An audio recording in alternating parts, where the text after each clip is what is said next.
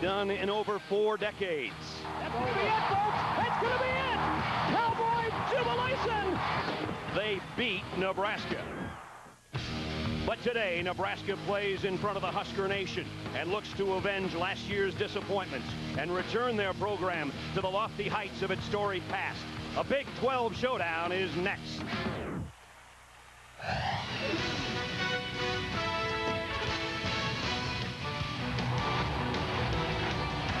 Over 800 former coaches and players, including Tom Osborne, who won 3 national championships, are at Memorial Stadium in Lincoln today. Tommy Frazier led Coach Osborne one of those national championships. Guys dating back to the 30s. 89 of them All-Americans. 3 of them, including Eric Crouch, won Heisman trophies. Nebraska's going back to its storied past as it hopes to improve its current state and forget about 2002. Welcome, everybody, to Lincoln, Nebraska. I'm Brad Nessler with Bob Greasy. Last year, Nebraska had all kinds of trouble. 7-7 season. They want to get that taste out of their mouth. But, partner, they're opening up their season unranked for the first time in forever, and they're opening up against a Big 12 opponent that is ranked in Oklahoma State. Oklahoma State is on a roll. Their offense led the way last year. 8 starters return on an offense, and their 3 superstars return. Rashawn Woods, unquestionably maybe one of the top wide receivers in the nation, led the nation last year with 17 touchdown catches. Josh Fields, 15th in the nation, threw 31 touchdown passes, and Tatum Bell had over 1,000 yards rushing. But no question about, for Ohio State, if they're going to move up, the defense has to lead the way. Oklahoma State won 6 of their last 7. They went to a bowl game for the first time since '88, and they won it. And they beat Texas A&M, Oklahoma, and Nebraska in the same year. Nebraska wants some payback, and they want to get rid of a 500 season from last year. Worst season in 41 years. What they've got to do is get back, and they've got new faces, 6 new faces in the coaching staff, new terminology among the players, and new places everywhere. And who has to lead the way? New leadership. Who has to lead the way is Jamal Lord. Lord last year was 4th in the conference in rushing. He was last in the conference in pass efficiency. He needs to be more efficient with his passing. He took the weight of that 7-7 season on his shoulders. He's even changed his jersey number. And oh, by the way, those are the old uniforms. Nebraska 17-0 in season openers dating back to a Florida State loss. They haven't lost in the last 18 games against Oklahoma State at home. We'll see what happens here today. John and Terry will be in New York at Times Square Stadium. Then Bob, Swanee, and I will be back in Lincoln.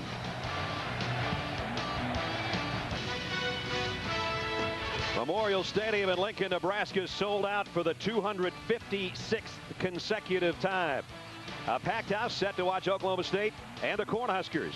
As always, third man in our team is Fieldside. Here's Lynn Swan. Swanee. Thank you, Brad. There's a swirling wind that will have an effect on the game, but the greatest change in the game will be the winds of change for Nebraska football. Not since 1962 have they had this many changes. 6 coaching changes, 2 are coordinators. Now this will have a cascading effect over the Nebraska program, changing the roles of coaches. But the most important adjustment will be made by the head coach, Frank Solich. He will no longer call the offensive plays. He will no longer be the person who is in charge, having to worry about those details. As a matter of fact, he'll have to figure out just where he wants to stand on the sideline for this game, and he does have a game plan for that. But keep in mind, he wants to do all of this, Brad, and still win football games right now. That's what their object is today, obviously. Back to return, Josh Davis, the single-season return leader for Nebraska. He'll be the starting I-back as well today. As Oklahoma State won the toss, they deferred to the second half, and Cole Farden's got it teed up. Number 24, Oklahoma State, to kick off to Nebraska, and we're underway in Lincoln. Davis has a long run to track it down at the 3. Cuts near side, across the 20. Davis out to the 35-yard line. And that's a nice way to start your season. The kicker had to make the stop. A 32-yard kickoff return. Here's the guy that Bob was talking about, Jamal Lord. Passing yardage, you see there, 12 touchdowns, 12 interceptions, 3rd most ever by a Division I quarterback in the rushing department, though. And as the defensive coordinator for Oklahoma State has said, Bill Clay, the best running back on the field today is the guy that'll take this snap. No question about it. Nebraska would like him to run a little less and throw a little more. As Smiley said, the new offensive coordinator, Barney Cotton, what's he got up his sleeve? It's Nebraska football. That's where they're strong. Up front on the inside of that offensive line as we take a look at the Outback Steakhouse starting lineups, and these guys can put away a bloomin' onion or two. There's the wide receivers and tight end. Harrion is the big threat there. Pilkington and O'Halloran outside. Davies and Davis in the backfield. But the big eaters, Richie Incognito's the best up front. Sewell's been a big surprise at center. Anderson, Billy Waldrop, and Erickson round out that front five.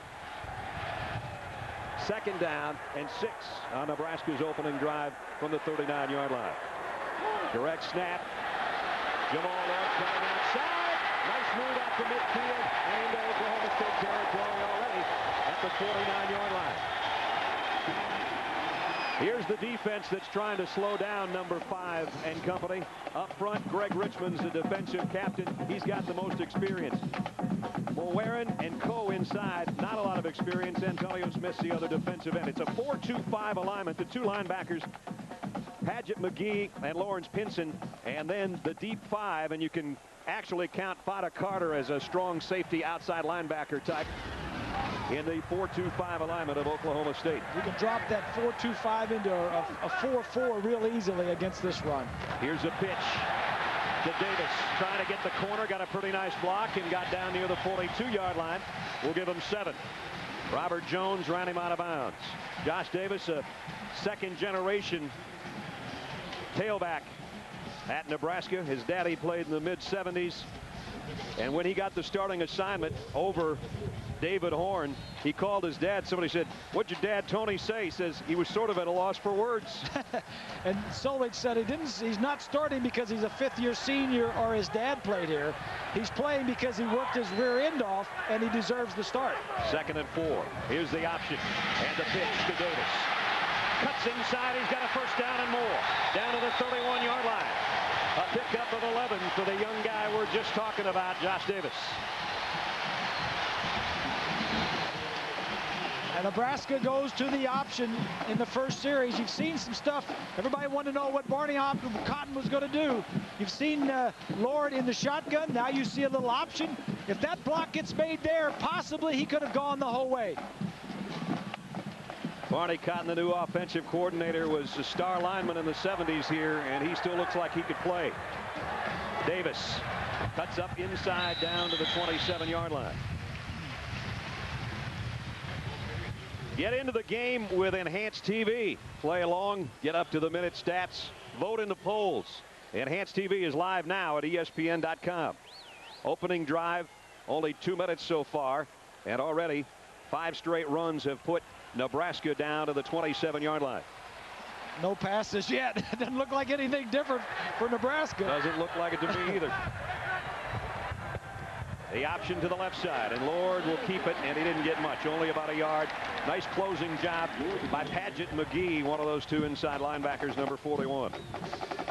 McGee will play a lot today and gets the start, but actually Paul Duran was the leading tackler for this team a year ago. Yeah, and he's starting in place of Duran, but we'll see a lot of Duran also. This defense, I mentioned in the opening, has to play a lot better than they did last year. They were 80th in the country last year out of 117 Division I teams.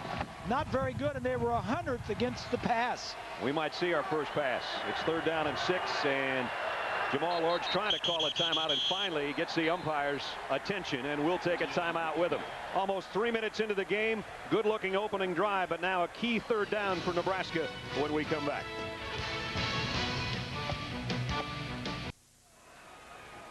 All right, we're back. The reason Jamal Lord called the timeout, there's 6 there. 3 is 9, 1 is 10, and 2 out here is 12. You're only supposed to play with 11. Jamal saw it and called timeout. Wisely called timeout. He's got 3 wideouts here, and Pilkington, LaFleur, and Liley. Don't forget about the tight end Harrion. 3rd down and 6. And it's a quarterback draw. Jamal Lord, first down and more. Down inside the 15 to the 13-yard line. I like the call. Barney Cotton is calling the plays.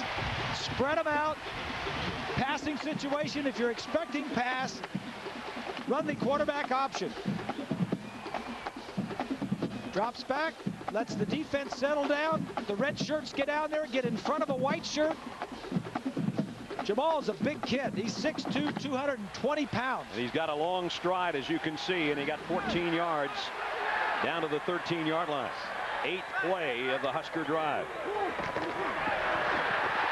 Inside, Josh Davis got popped as he got across the 10, boy.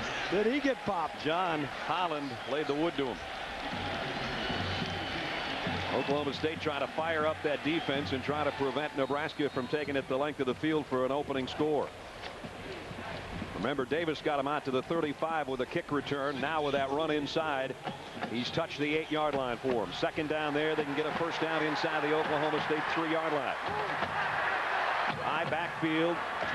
First guy through is going to be Judd Davies, and he got nothing, the fullback. And that will bring up third down. Hinson, the linebacker, one of the first to meet him. Nebraska was 4th in the country last year in rushing again. They've led the country 15 times, 269 yards a game. 15 rushing titles, 7 of the last 11 years. So they know how to run the football. Yeah, that's for sure. They were 4th last year, led the nation the 2 previous years. Third down, a big third down and 4. Lord on the option. He'll keep it. Late pitch, and he threw it out of bounds. Tried to get his trailer, but his trailer wasn't there anymore by that time. Paget McGee is the guy that separated Jamal Lord from the football. And now Nebraska is going to have to settle for a field goal attempt. Well, Jamal strings it out. The defense really plays it well. There's nothing there. He says, well, let me take a shot at it, and if he doesn't catch it, we're so close to the out of bounds, it's out of bounds anyway. That was a good choice by Jamal. Of course, Nebraska had a very efficient kicker in Brown a year ago. This is Sandro DeAngelis to try to open up the scoring with a 28-yard field goal attempt from the left hash. DeAngelis kick on the way, and it's good. Tucked it inside the left upright. So the opening march for Nebraska, almost 5 minutes long. It stalled on a third down. They had to settle for 3. Cornhuskers in front.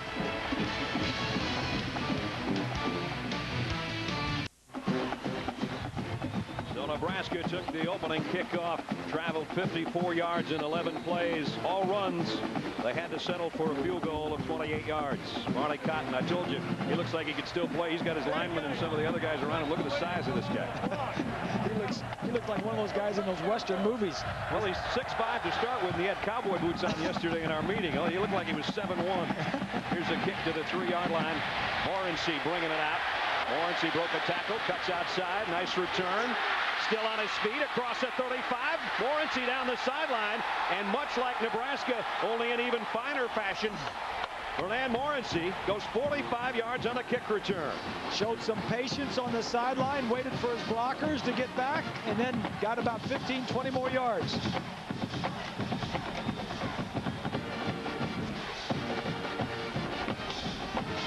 Starts up the center, and he knows all along that the return is set up to our right side. Now right here he's out of gas. He doesn't know it, but he waits for some white shirts to come back, and about 4 or 5 of them come back, and he gets another 15, 20 yards. And on top of it, the kicker Endorf for Nebraska got tangled up trying to make the tackle, and he's shaken up. As you take a look on the right side of the screen, there's Endorf. Oh boy, they helped him up on the sideline, but that didn't look too good. At the 48-yard line, great place to start for Oklahoma State and their high-powered offense. Nebraska jumped into the neutral zone. Here's a free play for Tatum Bell. Oh, and they blew the whistle, and Tatum Bell is saying, I had the house there. I think that was Bingham, 59, that jumped. Steve Uzicek, the referee, with the call. Encroachment on a defense, contact, 5-yard penalty. So immediately before the first official snap now, Oklahoma State and their quarterback Josh Fields will be in Nebraska territory. There's the numbers for Josh last year. 31. Sensational. Yeah, 31 and 10. Mike Gundy says he's smart, he's savvy, and he says you can't rattle him. He's really a calm football player. He's got a great place to start here at the 47-yard line.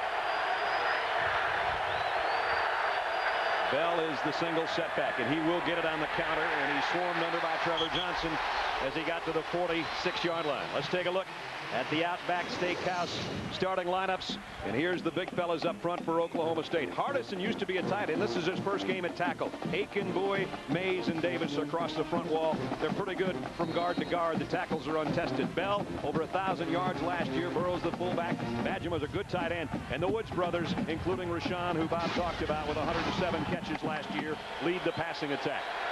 He just might be the best in the country. You watch him here today. They clear it out. Bell dropped the ball. Was that a lateral? Nope, they're going to say incomplete. I tell you what, they played it to the end, though. Both Nebraska and Woods were thinking that, and they covered the football wisely. It's incomplete. The line judge right there was on the call. That's his call.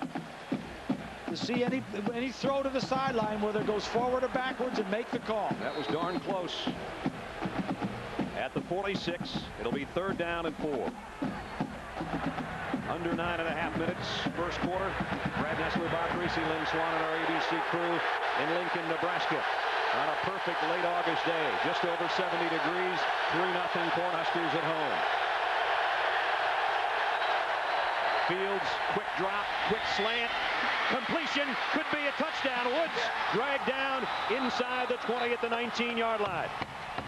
He needed another half step on Pat Ricketts, and he would have been gone. One of the changes for Nebraska this year, Bo Pelini, the coordinator, was telling us yesterday, is more defense, more zones in the defense. Right here, he's going to run a slant. Everybody is dropping back in their zone coverages, and he just hit that little slant and just took. That was too easy for the first completion of the year for Rashawn Woods. On a 3rd and 4, they get 28 yards. First down, and they're in the Nebraska red zone at the 18-yard line. Fields looks like he's changing things up with Bell behind him. It'll be Bell trying to cut back, and a nice open field stop by Demorial Williams, a rangy linebacker for Nebraska. One of 2 rangy linebackers as we take a look at the black shirt defense. Up front, Trevor Johnson's the captain there. Bernard Thomas, a red shirt last year. Bingham and LaKeven Smith are inside. The linebackers, Rude led the team in tackles last year. Williams and Hollowell shared time at the same spot last year. They both moved to the outside. The secondary, Fabian Washington, probably the best cover man. Bullocks, Bland, and Ricketts round out the crew back there. 2nd down and 9. Oklahoma State trying to drive to even it or take the lead. Fields in the flat, down to the 15 to his tight end Badgema, but nice coverage there by the new defense of Nebraska, led by that gentleman, Bo Pelini. He went to Michigan, went to Ohio State.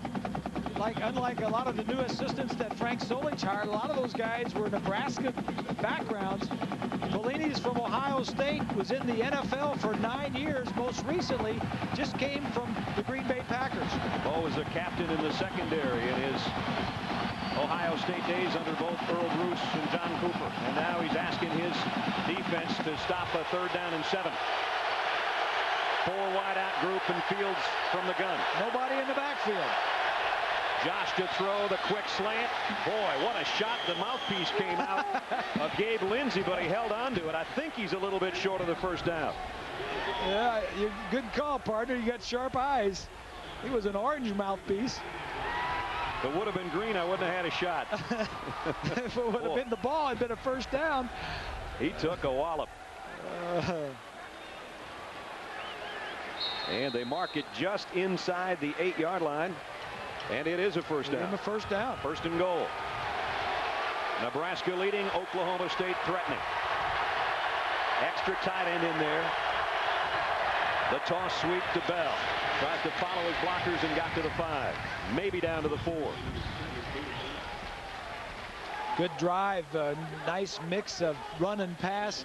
Mike Gundy, the offensive coordinator, has all these weapons, as you mentioned when you introduced the offensive line. The inside guys are the strength. The outside, the 2 tackles are the ones that have a little bit of, they're the new guys. The 2 tackles are the new guys.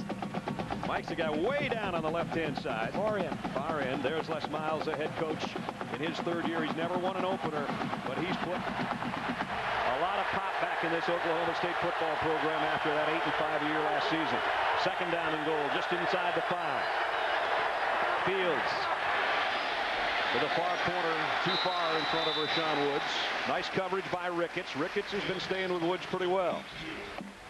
He had all the action, all the backs were moving around over on the right side. They had a little bunch over there on the right side, but they had their man Rashawn Woods over there on the left, and that's where he was going. Ricketts did a nice job. Josh Fields, we mentioned, Bob said 31 touchdown passes last year. More than half of his touchdown passes, 16 of them, were in the red zone. And Rashawn Woods, of his 17 touchdown catches, 9 of them were in the red zone. I'm not trying to set you up for a fade. I'm just saying there he is. Third down and goal. Fields, Woods, touchdown. Well, you didn't get the fade. You got the stop and come back. Good call, partner. So there's the first one for Woods for the year, and Oklahoma State takes the lead. A very impressive drive for the Cowboys. Nebraska goes down and kicks the field goal. The Cowboys come right back and put 7 on the board. Boy, and that quieted the sellout crowd. Luke Phillips will come in to try to tack on the point after.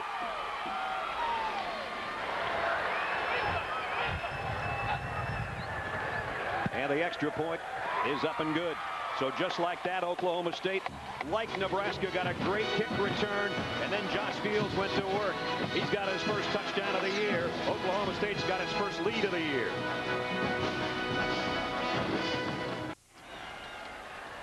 Here's a touchdown. Let's go back and take a look.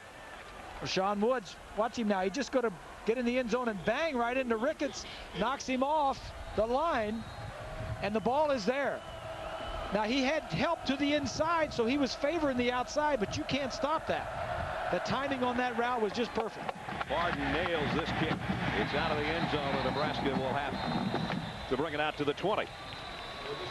So 7-3, Oklahoma State leads in front of this Nebraska sellout crowd. An ABC Sports presentation of college football brought to you by the newly redesigned 2004 Pontiac Grand Prix. Fuel for the soul. SBC, ordinary people, extraordinary job. And Suzuki, maker of innovative vehicles, motorcycles, scooters, and all-terrain vehicles.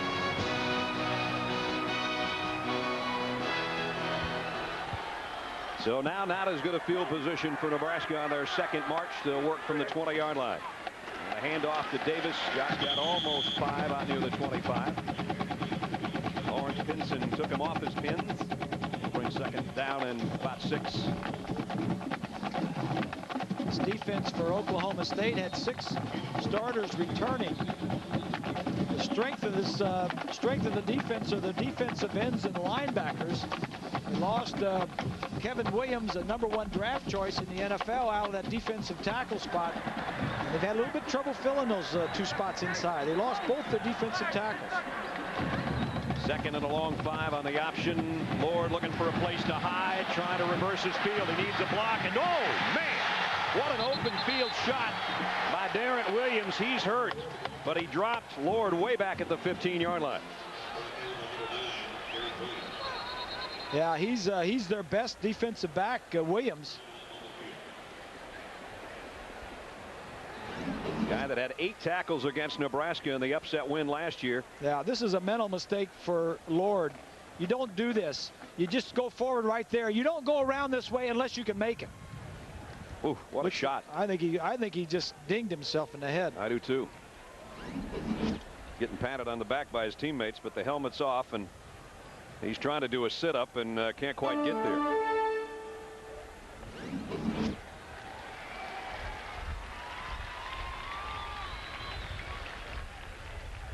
Stop it right here.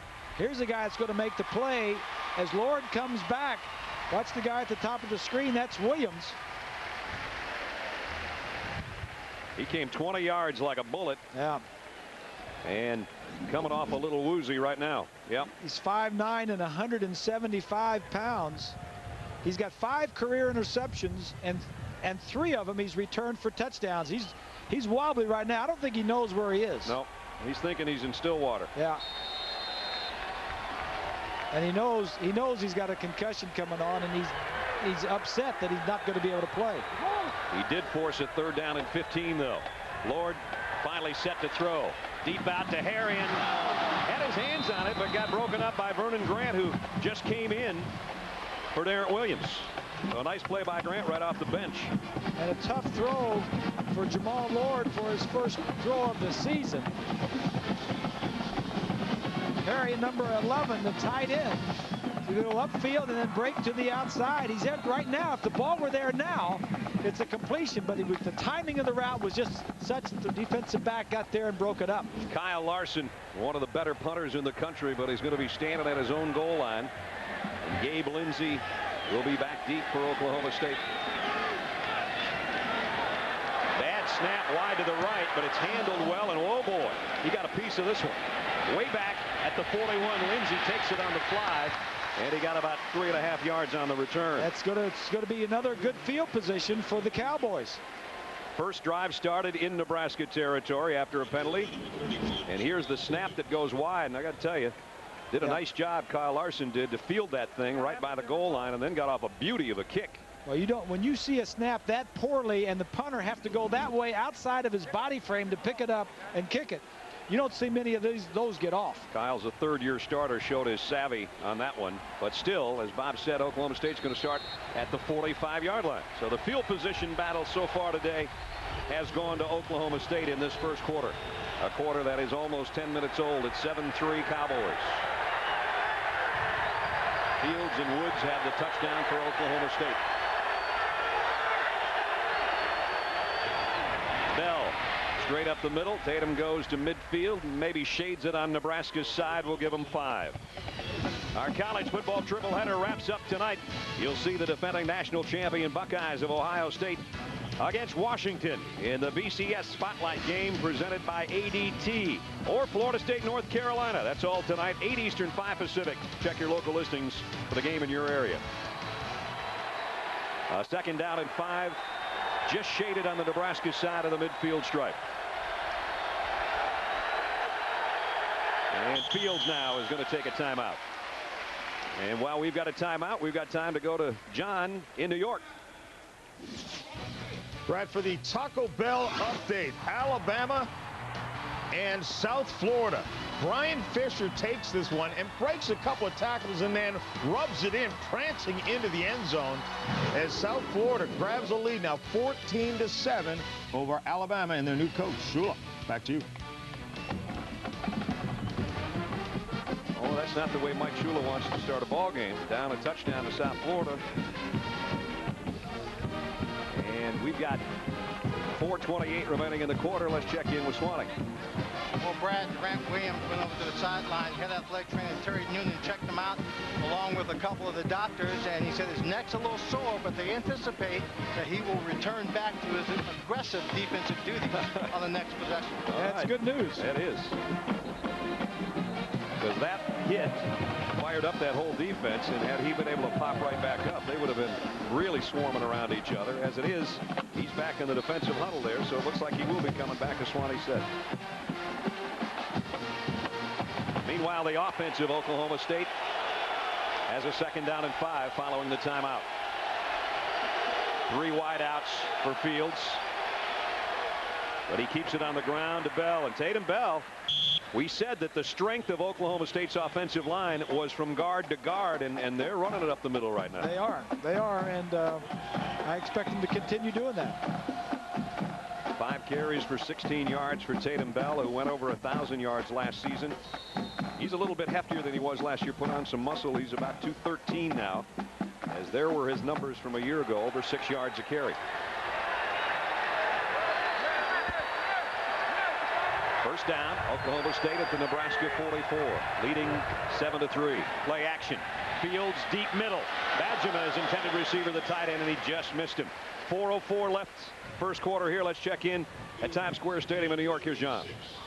Tennessee against Fresno State. Jabari Davis, you want to see a great run, takes the handoff about 5 yards deep in the backfield, and then just quickness and speed and power out of one tackle will not be caught. 44 yards for the touchdown as Tennessee now leads Fresno State 14-0. Brad. So they're Rocky topping already in Knoxville. Here 7-3. The crowd has been quieted by the Oklahoma State offense. 2nd and 10. Fields from the gun, but the draw plays inside to Bell again. Tatum Bell just weaving his way inside the 40 down to the 39. Barrett Ruud made the tackle. Ruud, the middle linebacker, number 2 tackler last year with 91 stops despite some injuries at times. His dad played here as well. Tom played in the 70s, and his great-granddaddy, Clarence Swanson, played back here in the 1918 to 1921. So he's a third-generation Husker. He's a homeboy right here in Lincoln. There's no doubt where he was going to school. 3rd down, 5, high snap on the shotgun. Fields takes it on one hop like the third baseman he is, and finds a receiver. 1st down, Oklahoma State. Got it to Lindsey. Penalty markers down at the line of scrimmage. What a great play by Fields. The presence of mind. I said earlier that he doesn't get rattled, and he didn't. The ball went over his head. Of course, when something like that happens, illegal receiver downfield. One of the linemen just goes downfield.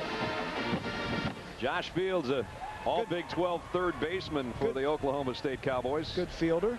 Yeah, he is. Watch this at the third base side. Whoop, there, right there, and watch the throw. There's the arm. And it's draft time for him. He's a pretty good hitter, too. He'll be a junior this year, and that's when they draft the baseball players. So he might have a decision to make. Obviously, Les Miles hopes he sticks around and plays another year at quarterback. He's already halfway to Mike Gundy's all-time career passing marks after the sensational year last season. He's got a 3rd down. There's what he did on 3rd down last year. 3rd and 10. Blitz. Throwing deep. Oh, he just overshot Rashawn Woods, who probably would have scored had he kept it within his reach. He could have waited and held the ball just a second longer to allow Rashawn to get up, but he had to throw it right there. He had to get rid of the football. That third base doesn't sound so bad. You take a few of those babies to the head. Bo Pelini, the defensive coordinator, putting pressure. May have saved a touchdown there. So Oklahoma State squandered some good field position as well. Remember, they had it at their own 45 to start the drive. They got inside Nebraska's 45, and now they have to kick. Cole Farden would like to drop this one down inside the 10-yard line somewhere, and he hit it a mile in the air. And it's taken. Davis didn't call for a fair catch, so he fields it and gets across the 10 to the 11-yard line. And no halo rule anymore. That's one of the changes in rules this year in college football, so they don't have to give him 6 feet before they hit him. Josh didn't call a timeout. He did make the catch, though, and got about 2 yards out to the 11. Nonetheless, not a great spot for Nebraska's offense to start. Tomorrow, join ABC Sports in Boston. It's 3rd round action at the inaugural Deutsche Bank Championship, live at 4 Eastern, 1 Pacific. And then Monday, don't miss the final round coverage at 3 Eastern, noon Pacific, right here on ABC Sports. Almost forget it's Labor Day weekend. Yeah, they're playing. We're working. They're playing on Monday. Yeah. The final of that goes on Monday. Here's a handoff. David Horn, who's checked in for the first time. The plan was Josh Davis to start at I-back. He'd play a couple series, and then David Horn, who had a sensational freshman season last year, would probably come in and play the next 2 series and then maybe go with a hot hand. I don't know. But that was a battle, as Bob said earlier, in training camp in 2-a-days to see who was going to be the starting I-back, and it really wasn't announced until about a week ago. Well, all these guys not only are I-backs, but they handle the kickoff and a lot of the punt return chores. So when you get that much activity, you're going to need 2 or 3 I-backs throughout a ball game. So Horn sets up inside his own 5-yard line as Nebraska's offense is 2nd and 9. Here's Lord rolling to throw and completes it. Nice toss, and it's a 1st down out to the 22-yard line. Ross Pilkington, and there's Jamal Lord's first completion. Nebraska has to start throwing the football to loosen up Oklahoma State defensively. We get another look. You just need 1 foot and possession. Yeah, he looked pretty good. No question. Actually got 2 in. Good catch. Great throw. 1st down outside the 22. There's Frank Solich with hands on knees. There's a couple of the backup quarterbacks who are sending plays in by hand signals this year. That's something that hasn't been done here since ever. That's right. Bob Devaney, Tom Osborne, Frank Solich all sent plays in with substitutions. And this pass is incomplete, intended out in the flat for Horn. So he didn't move his feet that time. He set up, down the line, do the option, look downfield, and then it wasn't there, and then he wanted to hit his outlet, but he didn't move his feet and shoulders to throw to the outlet. There's 117 teams in Division 1A. I think that says it all for you right there. You don't want to be 112. There's Jamal's mom and dad here from the New Jersey area. They've got a freshman quarterback from up that way too. They're pretty high on in Joe Daly. Yep, 2 of their 3 quarterbacks are from New Jersey. Maybe the best player they ever got out of that part of the country. We spent some time with this weekend. Heisman Trophy winner Mike Rozier. So they do pretty well up there. Yeah. Here's the snap. They fake the handoff inside. Jamal Lord does it on his own, and he's going to have a first down. That's what he does as good as anybody in the country. There's no doubt that's what he does best. We were talking to Barney Cotton, and he said, you know, what are we going to do? Take a look at Jamal. He said, what are we going to do? He said, you can't put a square peg in a round hole. We got to do what Jamal does best, and that is run. But they still want to get him throwing the short passes. They want to get him throwing on early downs and not just on passing situations. There's the numbers on Jamal so far. 6 rushes, 24 yards. Last year over 1,400 yards rushing on the ground, rushing. He threw for more yardage than he passed for. Ran for more yardage than he passed for. He's going to try to pass for this one. He got it to Harrion, but he kind of floated it out there. And Jamal took a pop after he let go of the ball. He did complete it.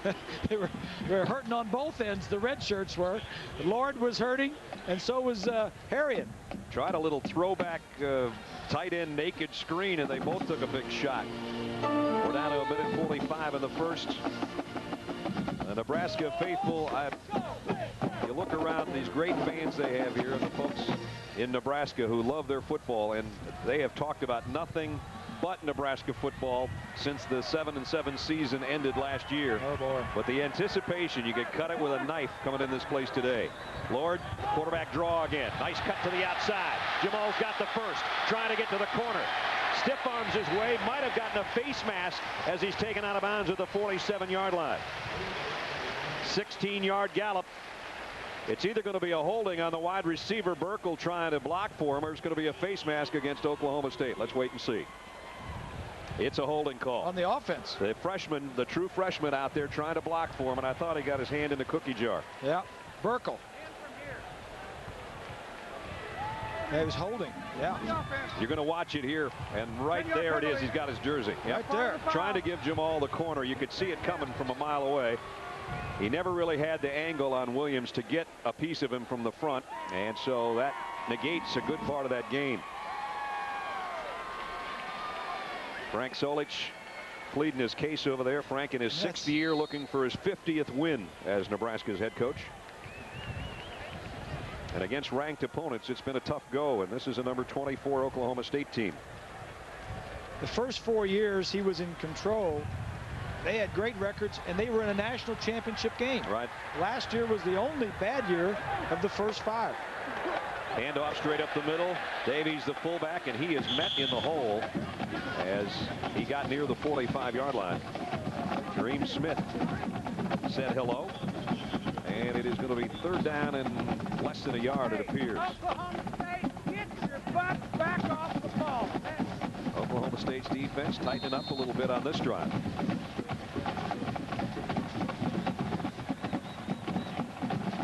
So 3rd down, less than 1. Final 45 seconds, first quarter. Oklahoma State leading Nebraska in Lincoln 7-3. There's the total yardage for the Huskers, less than 100 here in the first quarter. Lord, quarterback sneak. Boy, he had to work for it. He got the first down, though. He just kept his feet moving and just kept following that right side behind Jake Anderson, and he's got the first down. Actually, Brandon Coe was the right guard in that play, number 75, and that's where he's going to go, behind Sewell as center. And Coe is right guard and just kept his feet moving, and his second effort got him the first down. Oklahoma State defensively is not giving an inch. Bill Clay, their defensive coordinator, doing well. There's a look at Sewell, the center. He's from Lincoln. He went to Indiana State for a couple of years. He decided I didn't want to do that, so he came back here, walked on the program, and now he's the starting center. Snaps it to Jamal, and Lord on the left side Not a lot of help out there, and he's bulldogged down for a loss on the play. McGee and Fada Carter are the guys that got out there to get him, and that is going to bring the first quarter to a close. So a hard-hitting start here in Nebraska, and Nebraska took the lead, but Oklahoma State answered with a touchdown to take the lead. Our presentation of college football will continue after this message and a word from our ABC stations. You're watching ABC Sports Championship Television.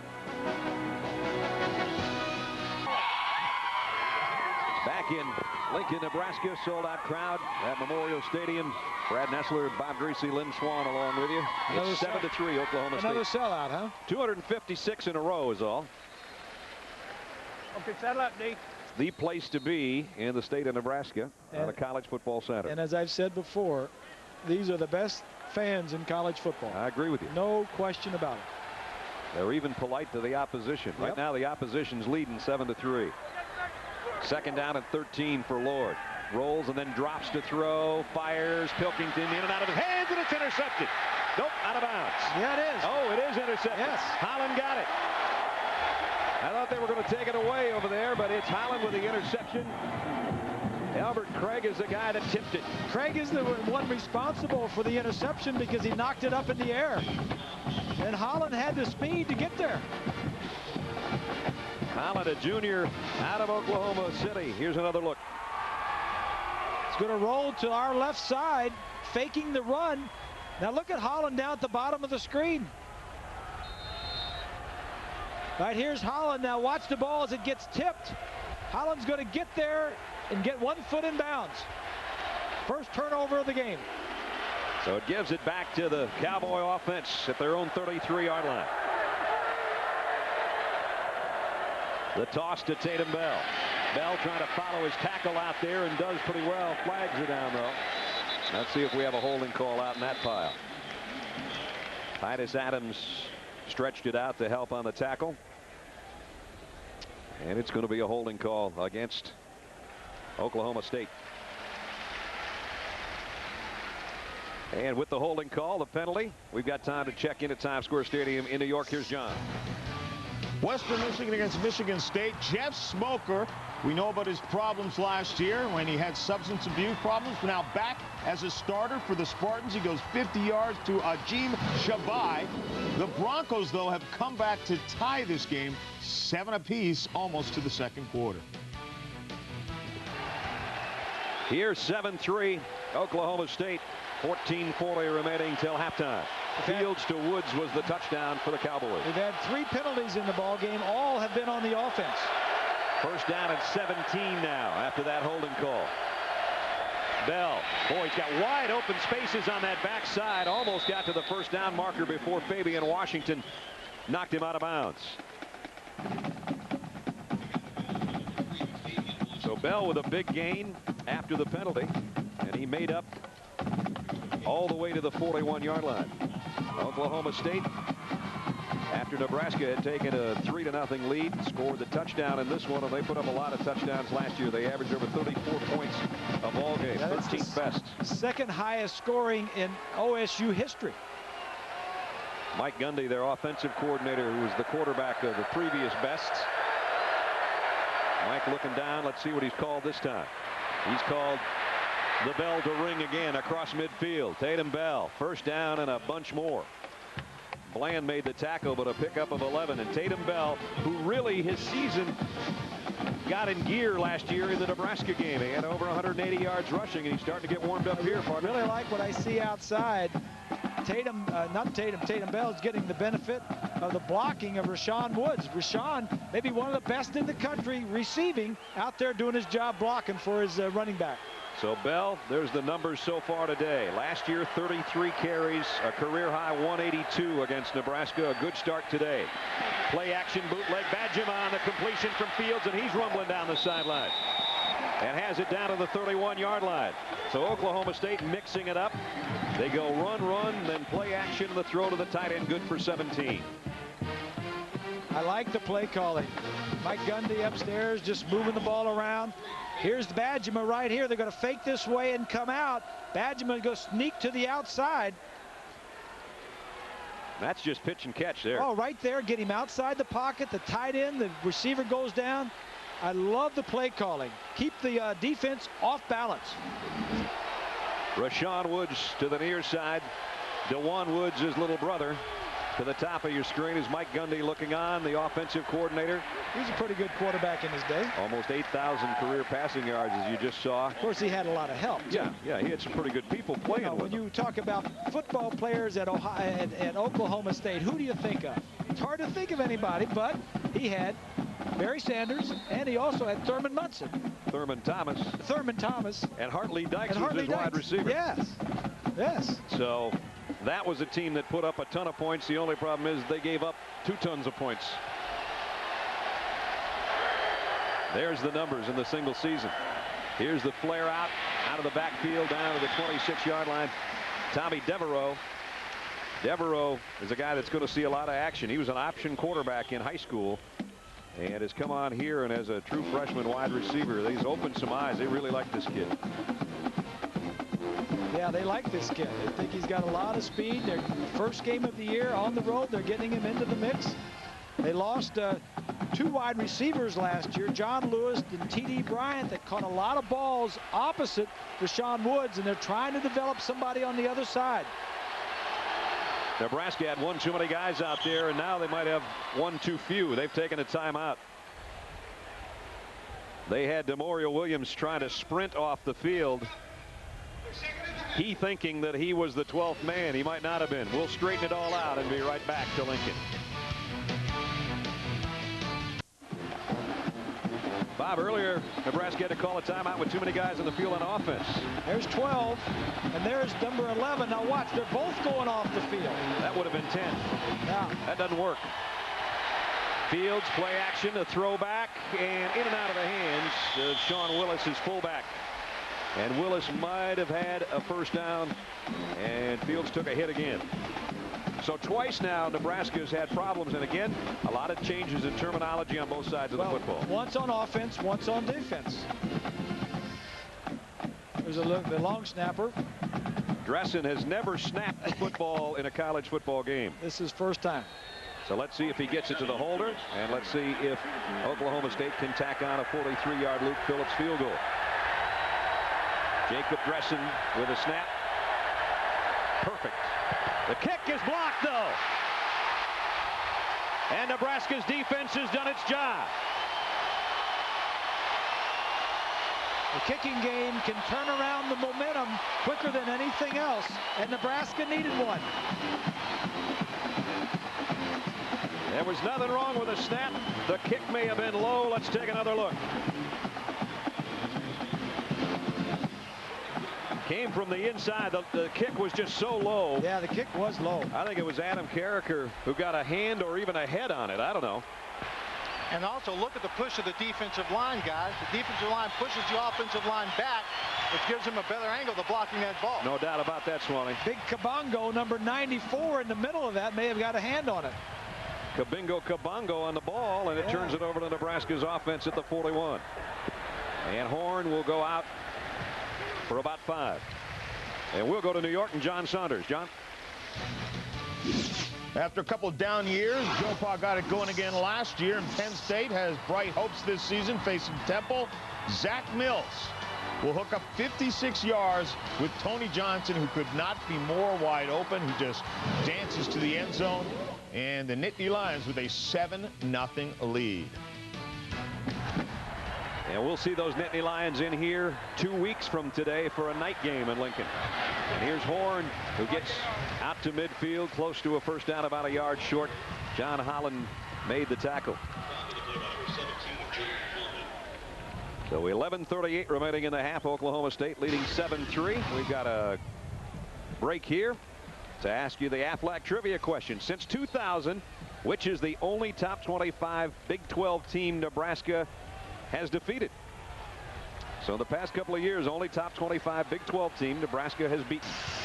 I'll give you the answer a little bit later. Third down and a yard, and might be another timeout coming here. And there is, with 11:15 remaining in the half. Penalty markers down as well.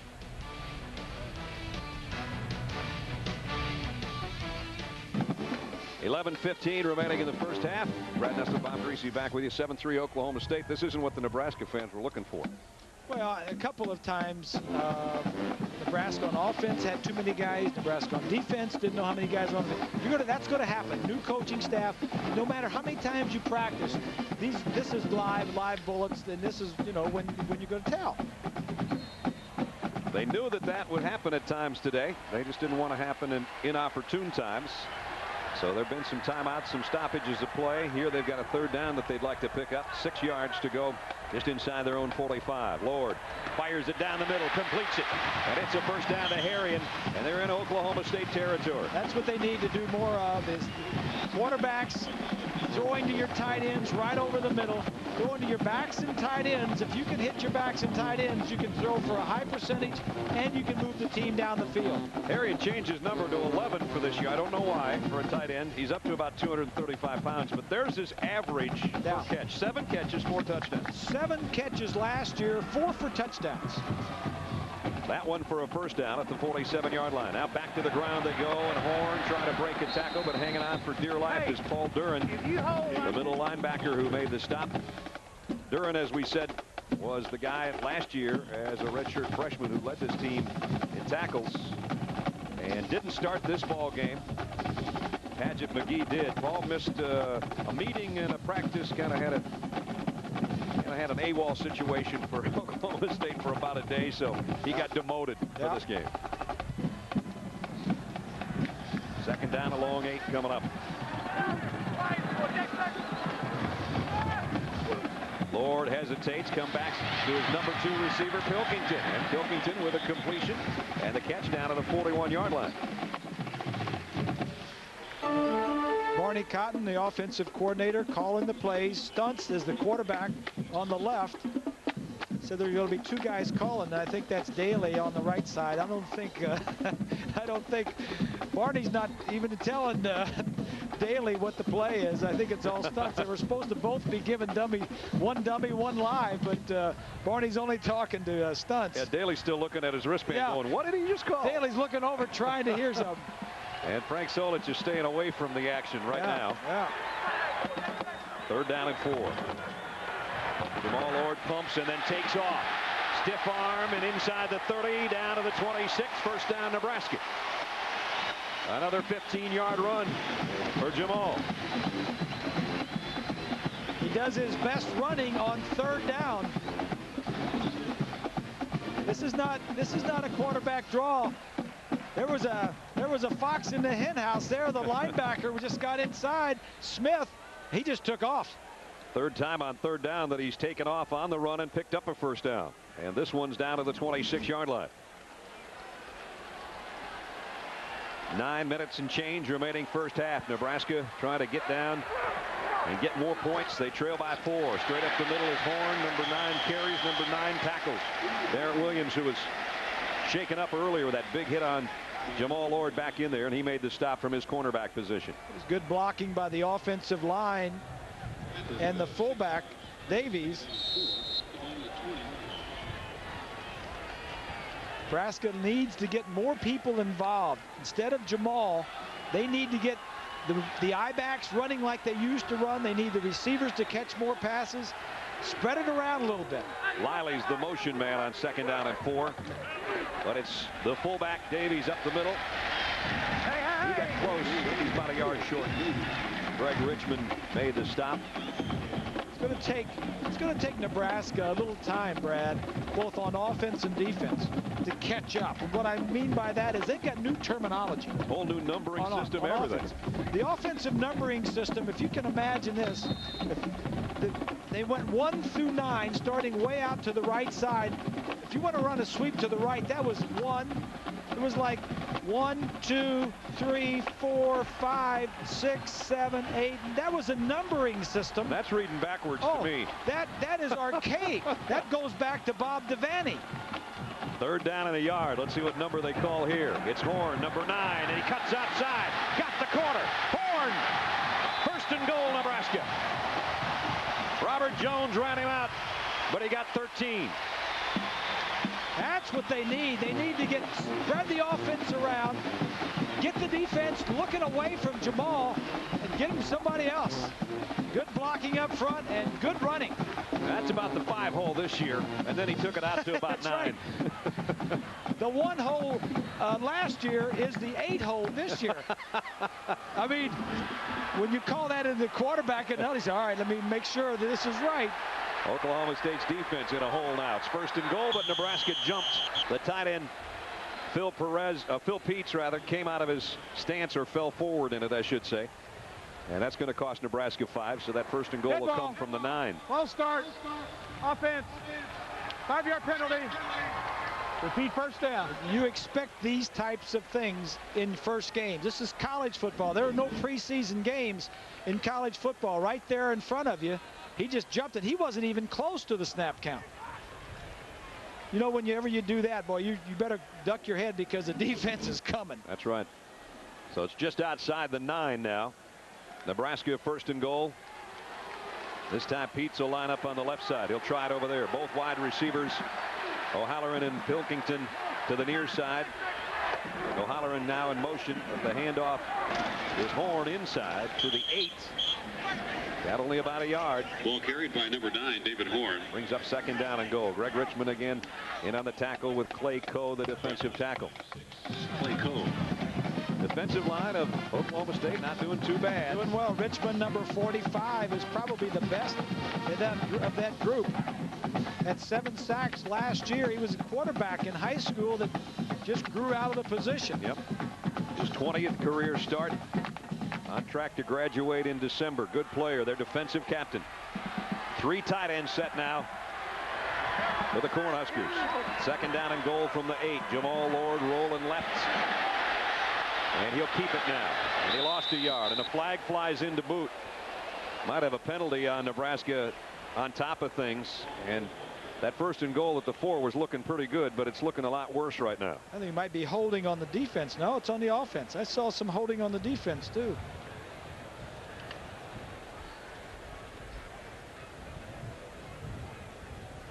So they're going to talk it over with the defensive captains, and they're going to take the penalty.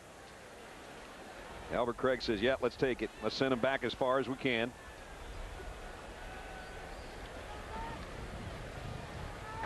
Here's a call.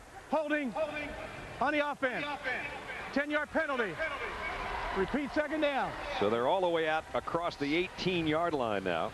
One of the other things they're looking at this year, see if we can find the holding. Right here. There it is. Right there. Oh, nice takedown. That's in. No, that's Anderson. Anderson. 4 wideouts now for Nebraska. It's 2nd and goal from the 18-yard line. Lord, option pitch to Horn. Boy, a lot of white jerseys there in a hurry. Yeah. Nice swarming defense by the Cowboys. They felt that one coming. Jamie Thompson came around the corner to help force things, and he got help from about 7 of his friends. Yeah, good speed by all those guys in there. Craig and Pinson and Cole and Richmond. Good defense on this side. What I was going to say earlier, Brad, was one of the other things they're looking at doing this year is when you have a penalty, call the number of the player out. They didn't do it. They're not doing it in this game, but I saw one. I was watching a game earlier today where they did. They do it in basketball. They say, well, you know who the foul is on. Right. A lot of the coaches want you to do that. So who's the foul on? If you just call the number out, then they know real quickly. Bill Clay, defensive coordinator, hoping for a stop here on 3rd down and long. Lord throwing on the run. Incomplete. Nobody open. Vernon Grant with a defense on Ross Pilkington out there. And so a 1st and goal becomes a 4th and goal, and a long field goal coming up by DeAngelis. So he'll trot out. He has the only points of the day for Nebraska. Sandro DeAngelis, who actually was in a battle with Josh Brown for the kicking job early last year, then hurt his leg.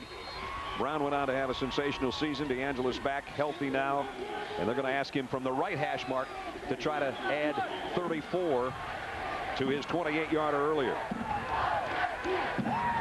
Cornhuskers trying to close the gap to a point. And the kick on the way, and it hits the upright. No good. Hit the left pipe. from the right hash to the left upright.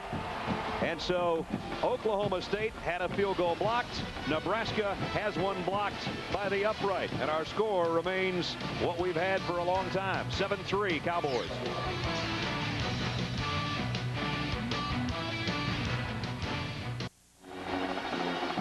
Still 7-3 here with 5:48 remaining in the second quarter. DeAngelis on the bench just missed a 34-yard field goal by hitting the left upright. So the score remains the same. The ball comes out to the 20-yard line for the Cowboys. Here's our Aflac trivia question. Since 2000, which is the only top 25 Big 12 team Nebraska has defeated? We'll tell you after this play. From the shotgun is Josh Fields. Going to flare it out to Tatum Bell on the run. Lost the handle momentarily, but got it back and picked up about 7 yards. I got a guess. Grease, you got a guess? You got one? I'd say Oklahoma. Swanee? I would definitely say Oklahoma. Matter of fact, Oklahoma in 2001. All right. Exactly. That's what I'm saying. Well, let's see. Oh, it might be from stunts. A stunt play. There you go. Eric Crouch on the famous reception against the Sooners. And Eric on his way to the end zone and on his way to a 20-10 win. Nebraska over the Sooners. There's your answer. Your first Aflac trivia question from our group for the year. Second down and 3. Counter to Bell, and he slips. Nice job by Barrett Ruud to make sure he slipped. Barrett, the middle linebacker, got out there, and you hear the Ruud cheer from the sellout crowd here. Ruud said, you know, before the ball game, I know there's going to be 800 former players and coaches here, and I know they're going to ring the stadium, and I know we're all going to have hair standing up on our arms, but we have to keep focused. If we get all worried about all the All-Americans and conference champions and national champions we got here, but the one thing we won't do, we don't want to embarrass ourselves in front of our fellow players. Right. And he hasn't embarrassed himself today. He's done a nice job at that middle linebacker position. Third down. Rashawn Woods has been quiet until now. Yeah, they hadn't thrown to him the last couple of drives, and they got him the ball there. And a first down. 3 catches all on third down for Woods, including a touchdown.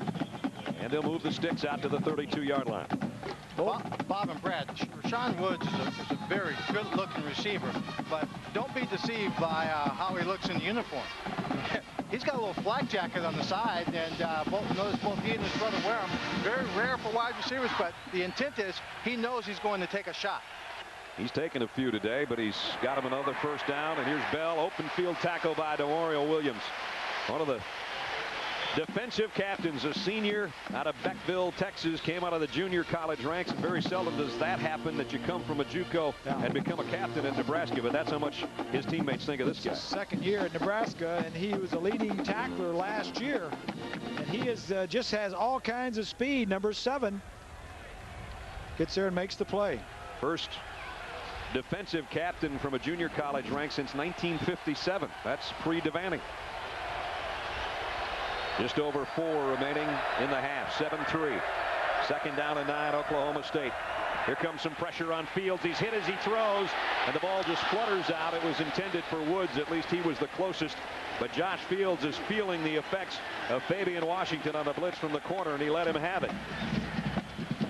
Top of your screen, number 3 on a corner blitz. Fabian just gets his arm. Had he not done that, the ball would have been completed. Bob, wouldn't you almost rather take one right in the chest instead of in your throwing elbow? He got him right in the arm. For sure. There ain't no question about that. You know, when they grab a part of your arm or they hit your shoulder like that, you never know what they're going to hurt. Oklahoma State has passed on all 6 of their third downs. You would assume that's going to happen here, but we got a timeout. The Valvoline halftime show with John and Terry, of course, coming up with highlights and analysis of our games today, but that's 3 minutes 55 seconds from now. We got a timeout on the field. Oklahoma State with a big third down coming up. Cowboys, number 24 in the country, still leading 7-3.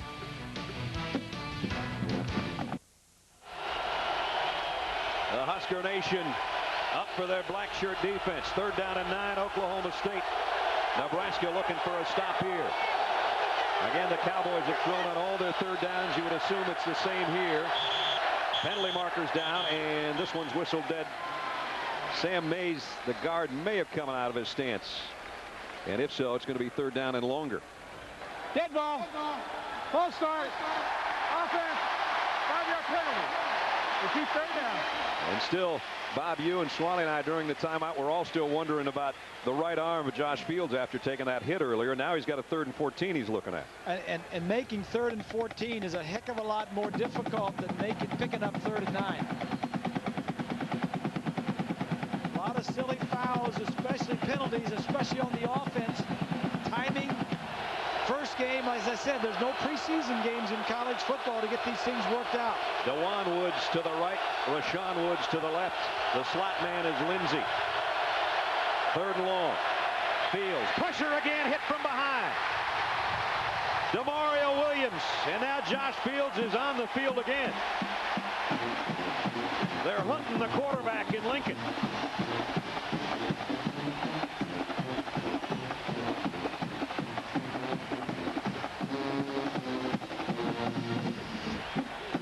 We talked about the defense, the offensive tackles.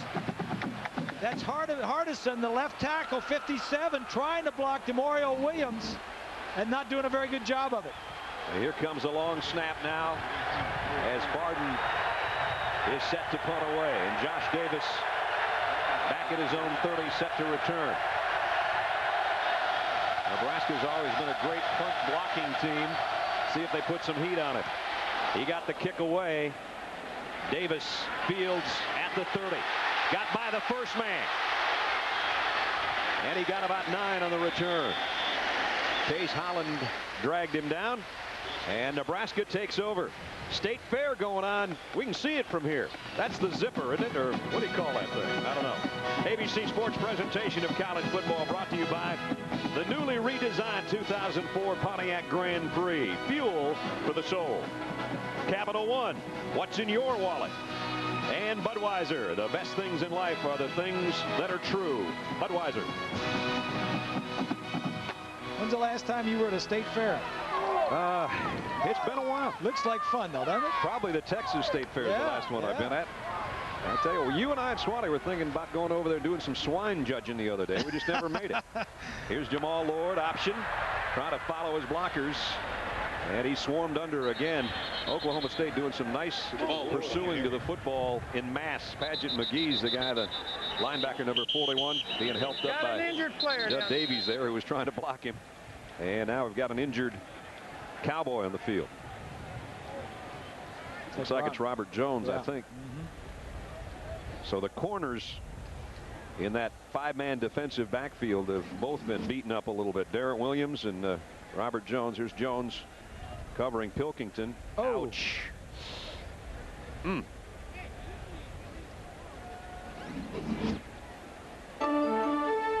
saw the right lower leg get rolled up on the block by Pilkington.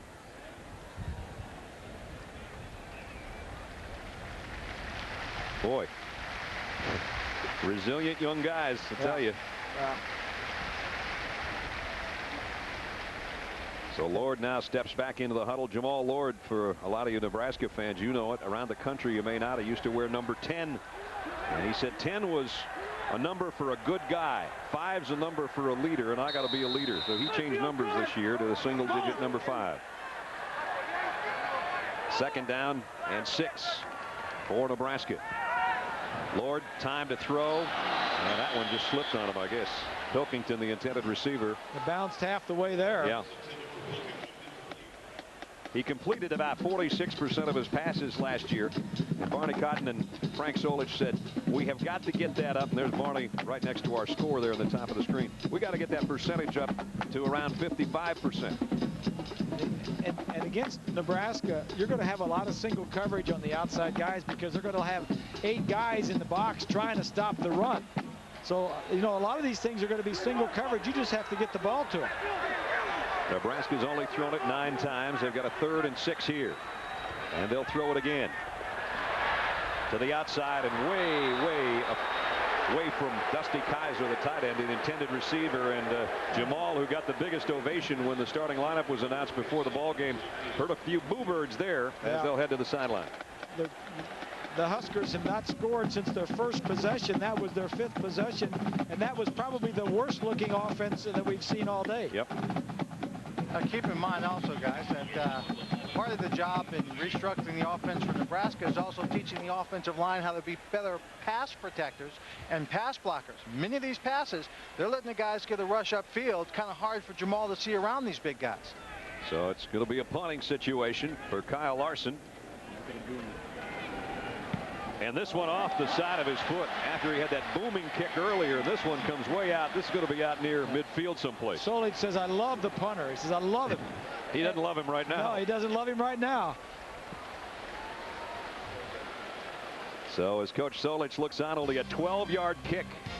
Time to take a look at our Pacific Life game summary. Nebraska got a 28-yard field goal from DeAngelis to open things up, but Oklahoma State came right back, and it was Rashawn Woods on the touchdown from Josh Fields. Then Oklahoma State had a chance for a field goal. It was blocked, and Nebraska came back. The 34-yarder by DeAngelis hit the left upright. So that's where we stand. We've been stuck on 7-3 for a long time. 3 minutes left in the second quarter. Great field position right here. Plenty of time to score.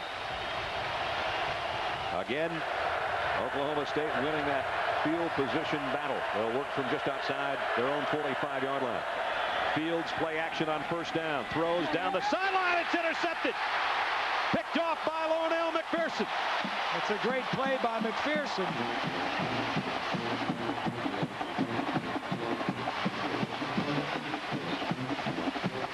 That man looked open, the intended receiver on the sideline, but he snatched it. McPherson is only 5'9". Here he is right here. The receiver just going to try to run a fade to the outside. Now watch McPherson. He jams him, and then he sees what's going on, and then he gets back to make the interception right here.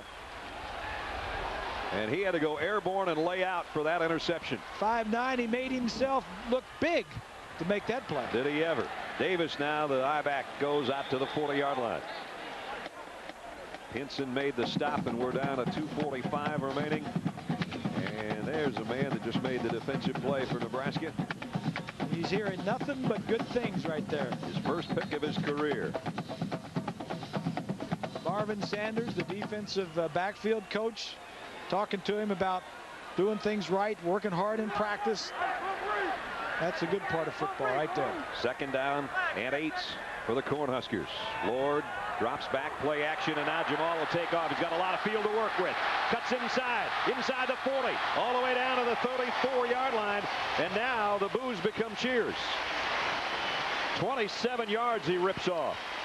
That's what you were talking about. Bill Clay saying the best running back for Nebraska is taking the snaps. You almost don't want to get him out of the pocket because he runs so well. Josh Davis, you saw in the middle of the field, get a block that probably sprung him for about 11 extra at the end of the play. And Josh goes to the sideline after a nice block. He wasn't counting whole numbers there, was he? No, he wasn't. He didn't know where it was 1 and where it was 9. That was just talent. Just take off and play. 85 yards for Lord on the ground on 12 carries and a first down at the 33-yard line of Oklahoma State with 1:44 remaining. Flag down. Delay a game on Nebraska. There you see Coach Cotton telling the 2 quarterback stunts and Daly. We don't know which one's which, but as Bob said earlier, if you got a veteran and you got a kid that he just arrived. He just came from the New Jersey Turnpike. He's trying to find himself around Lincoln. Out of the shotgun now is Lord on 1st and 15. Jamal gets some pressure, and down he goes. Nice job from the outside, Greg Richmond, and a loss of 4.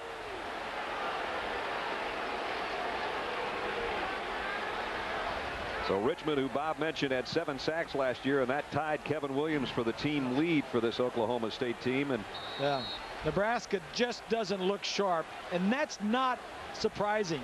First game, new head coaches, new coordinators. Here's the option, and Davis, that's good old-fashioned Nebraska football there. Yeah. That's what they've done pretty well so far today. That's what they do the best. And now time is becoming a factor here. They're out of timeouts. 35 seconds. Trying to get something going here. This is probably as bad as this offense is going to look all year, because they're going to get better every game. Lord trying to throw it out and incomplete. Burkle was the intended receiver. Frank Solich, who has called the plays up until this year. He hinted with us really last year when we were here a couple of times that he was starting to think about this, and he was telling us that actually the process started a couple of years ago. And he said, I thought last year with Jamal Lord being so young, so inexperienced, it wasn't fair to bring in an offensive coordinator. So he said, I thought I could get us through the rough spots myself, and then we'd worry about getting a coordinator this year. So he kind of explained to us the process by which they changed some assistant coaches. If you are a head coach and an offensive coordinator, you got to watch a lot of film just to call the plays and be the offensive coordinator. Trying to throw a screen pass. Davis got it. Got a block. Josh heading to the sideline. Nice looking play. First down, Nebraska. 17 seconds, and now they've got themselves in field goal range, because where they were sitting, it would have been a 50-yard field goal attempt. But they got 11 yards there. Yeah, but they don't have Josh Brown this year. That's true. Remember, DeAngelis hit the left upright with a 34-yard attempt. And right now, he's looking at about 38.5. But they've got 17 seconds to try to improve that position for him.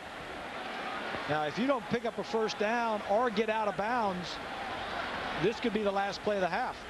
4 wideouts for Lord. But will he do it himself? Got to throw it. He is going to throw it. Got it out. Got it complete. Out of bounds. Good execution. Got it to Liley and picked up 5 more. And now they're looking pretty good. 13 seconds. And they are definitely within field goal range.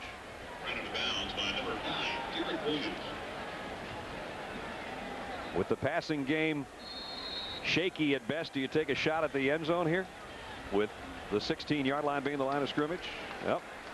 Going to bring in, I don't think this offense the kicker right now is that sharp and running that smoothly to gamble. See, now the fans are thinking, why not one more play? But remember, it's second down. If they get a bad snap, they could cover it and still get another shot at a field goal. This offense is just learning to walk. 33-yard field goal attempts. Blocked.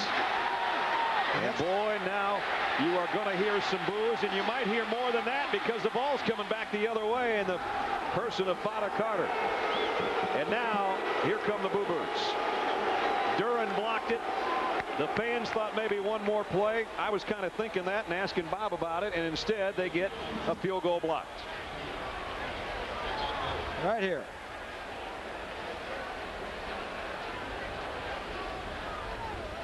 Laid out and got it. Number 12, Duran.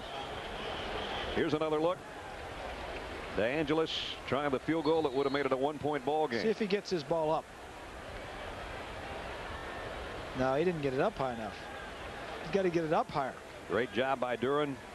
And Oklahoma State will just take a knee here, and they'll have a halftime lead on the road.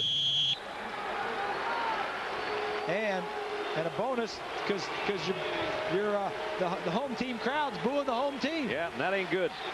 Last time Oklahoma State won here was in 1960. They've got the lead at halftime. Let's check in with Swanee. Thank you, Brad. Coach Miles, you expected a real physical football game. Part of the game plan for your offense and defense to play with the kind of patience they demonstrated today? Absolutely. We know that this is going to be a fourth quarter game. We want to get into it and get the kinks of the first game out and get into the back half of this game. With this first half under your belt and the lead, will you think this offensive unit of yours come back and attack a little bit more like they did at the end of last season? We have to throw it deep and run the football. I mean, it's just that simple. Okay, Coach. Thank you. Thanks, Brad? On the road, Coach Miles and his Cowboys with the lead over Nebraska. 7-3 our halftime score. Let's join John Saunders and Terry Bowden now at Times Square Stadium in New York. Fellas. Oklahoma State last year in Stillwater beat Nebraska. They've got the lead here on the road, 7-3. Brad Nessler, Bob Greasy, Lynn Swan back with you. And partner, this is not what the Nebraska fans were looking for the first half.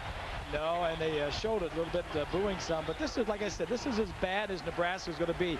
New coordinators, new terminology on defense and offense, and a pretty good football team on the other side. Yeah. It's just a good thing they're playing at home. Pacific Life First half statistics and summary looks like that. Yeah, and the key things are here and here. Nebraska has really controlled the football. 45 plays and almost 20 minutes to 10 minutes in time of possession. But those 2 missed field goals. So 3 trips in the red zone for Nebraska, and they've only got 3 points to show for it. They had a field goal block and they hit an upright. The quarterbacks both around 50%. Josh Fields has a touchdown throw. Jamal Lord to the big edge, obviously, down there in the bottom. In the running, 80 yards. So Sandro DeAngelis, who hit one, missed one, and had 1 blocked, will kick off to start the second half. And Robert Jones and Vernon Morency back deep for Oklahoma State. This one goes to the 1 to Morency, who had a nice kick return in the first half. This time, not so lucky. Got back to the 15 and then got powdered right there. Let's go down to Lynn Swannick.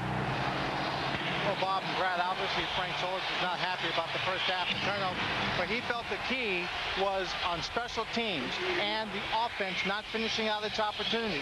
If there was any one thing that seemed to have him a little bit upset, it was the fact that he said this football team in Nebraska is not playing up to its potential. They're a much better football team. He says we got to come back in the second half, focus, play the games they know how to play. They were focused on that kick coverage because Oklahoma State now, which had great field position in the first half, their average starting position was a 37-yard line. They're at their 15 on their first snap here in the third quarter. You're right, Tatum Bell got about 3. This is the worst starting field position they've had the whole ball game. This is their 6th possession of the day. So they got 3 on the first snap out around the 18-yard line. Josh Fields, 1 touchdown toss and an interception in the first half. There's the first half possessions. Got a touchdown in the opening march. Scored on the first one and then didn't do anything on the next one. 2nd down and 7 for the Cowboys. Option pitch off misdirection, and Bell is very close to a first down. In fact, I think he's got it. Depends on which foot they're going to spot that at. He's got it by inches. They'll move the chains. Tatum Bell, good first half for Tatum. He picks up a first down here. Tatum had 61 yards in the first half. He got a nice running game, a nice passing game, nice complement. Nebraska defensively just doing a nice job. Take a look at Josh getting hit a few times. No sacks, but gee, I thought he got hit a lot more than that because whenever he got hit, I think we had it on. He's been field turf a few times today. Yeah. From the 25, he's going to roll to throw. Fires on the run. Incomplete. Rashawn Woods, the intended receiver. Nice coverage by Fabian Washington and a deep drop by Barrett Ruud, the linebacker, in that coverage, and a penalty marker on the play. You would assume it's going to be holding by where it's thrown, which was behind the line of scrimmage. But we'll wait and see.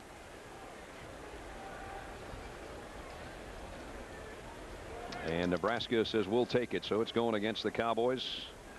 Steve, what do you got? Holding on the offense. 10-yard penalty. Repeat, first down. Could be Hardison, 57. Watch Hardison. That's hard to tell. Yeah, that was kind of a double bulldog job there. Hardison, we mentioned earlier, has never played tackle before. He's a converted, bulked up tight end. And that's a very important position he's at there. He left Oklahoma State, went home, and they gave him a call back. He was a tight end at the time. He says, come on back and be a Cowboy. Come on back and eat some more. We want you to come back and eat and gain some weight. Said, all right. First down. But first down and 20. Quick throw. Whoa. And a great play out there in the open field. Philip Bland came up from his safety spot. He read that beautifully, and Gabe Lindsey's dropped for a loss. You're right. It was a big play and a great throw. I mean, that's a tough pass to make. That straight out to the wide receiver that's just running a little swing pass. You got to be careful not to throw it backwards. Not an easy one to throw, not an easy one to catch, but an easy one for Nebraska to read that time apparently, and it's going to bring up 2nd down and 23 now. Back at the 12-yard line. The field position's getting worse instead of better. Interesting what Les Miles was saying to Swanee on the way in before half. He said, we want to get this to the 4th quarter. We know it's going to be a 4th quarter game. Play action for Fields. got some open field in front of him. Lofts one out. Did he get enough on it? It is intercepted. Picked off by Josh Bullocks. Fields floated that one too much, intended for Woods, and it's intercepted. His second interception of the day. You're right, he was on the move, trying to get the ball downfield, and he made a great play. Then Bullocks. Let's take a look from behind the quarterback. He's going to roll to his right side. He's going to scramble to the top right of your screen. Now, right now, see right here, if he throws the ball down here, I think he makes it. But he hangs it up too much to the inside and lets the receiver come back and get it. Great shot there and a great coverage by Bullocks to get the interception. Nebraska now from its own 45. The toss to Davis. Davis got it out for about 3. Lawrence Pinson made the stop. Swanee, I'm wondering on that last throw, is the wind a big factor down there on the field? The wind's not really a big factor down here. If you look to your right, you see the American flag up there.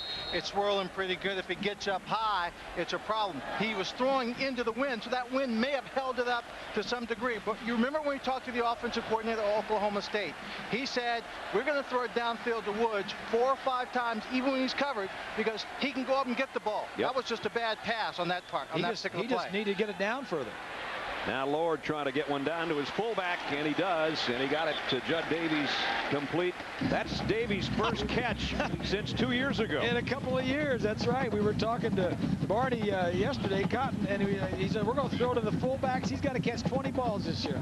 I said, well, you better get going. He's got his 6th career catch right there.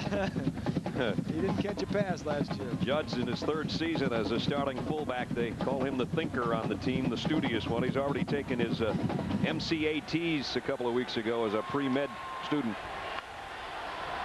Part of 9 Cornhuskers that have already graduated. That's a high for them at this time of year. Here's Jamal Lord. He's also graduated, and the grad school man is out of bounds. First down at the 40-yard line.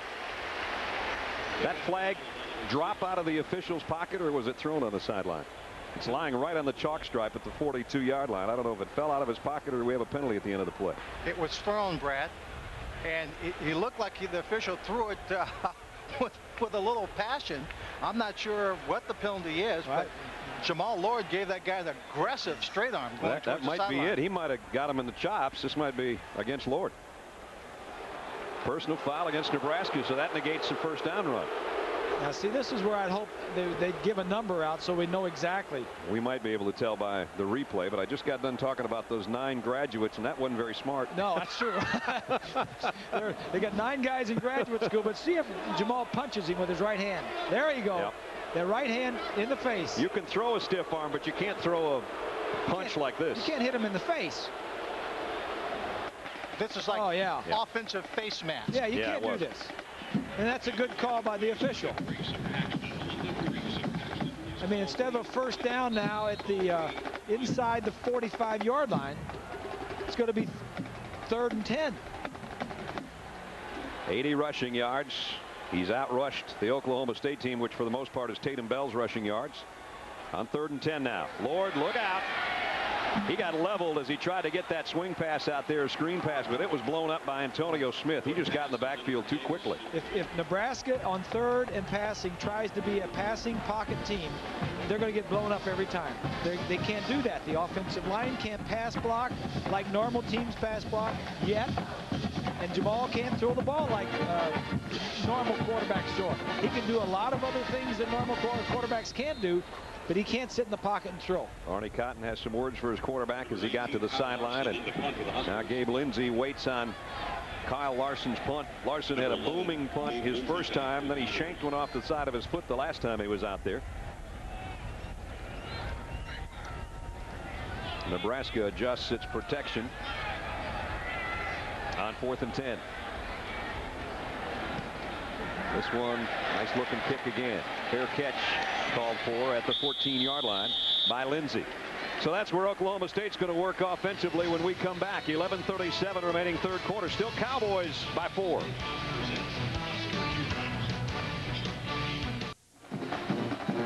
He's going 8.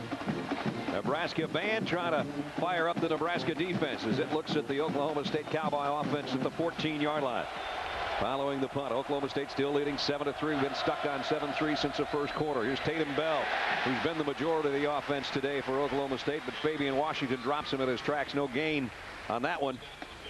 And it'll bring up 2nd down and long. So Josh Fields, who has a touchdown throw today to Rashawn Woods, his favorite receiver and one of the very best in the country, also has 2 interceptions today. Yep. And I knew the last one. I know he feels like he needed to get the ball out to give Woods an opportunity to make a play. It was underthrown so much that he didn't have a chance to even knock it down. Last 7 games of last season, he averaged about 316 yards passing a game, and as you saw, not much so far today against Nebraska. Bell lost the ball, and the Cornhuskers scoop it up, and it's Rude. Touchdown!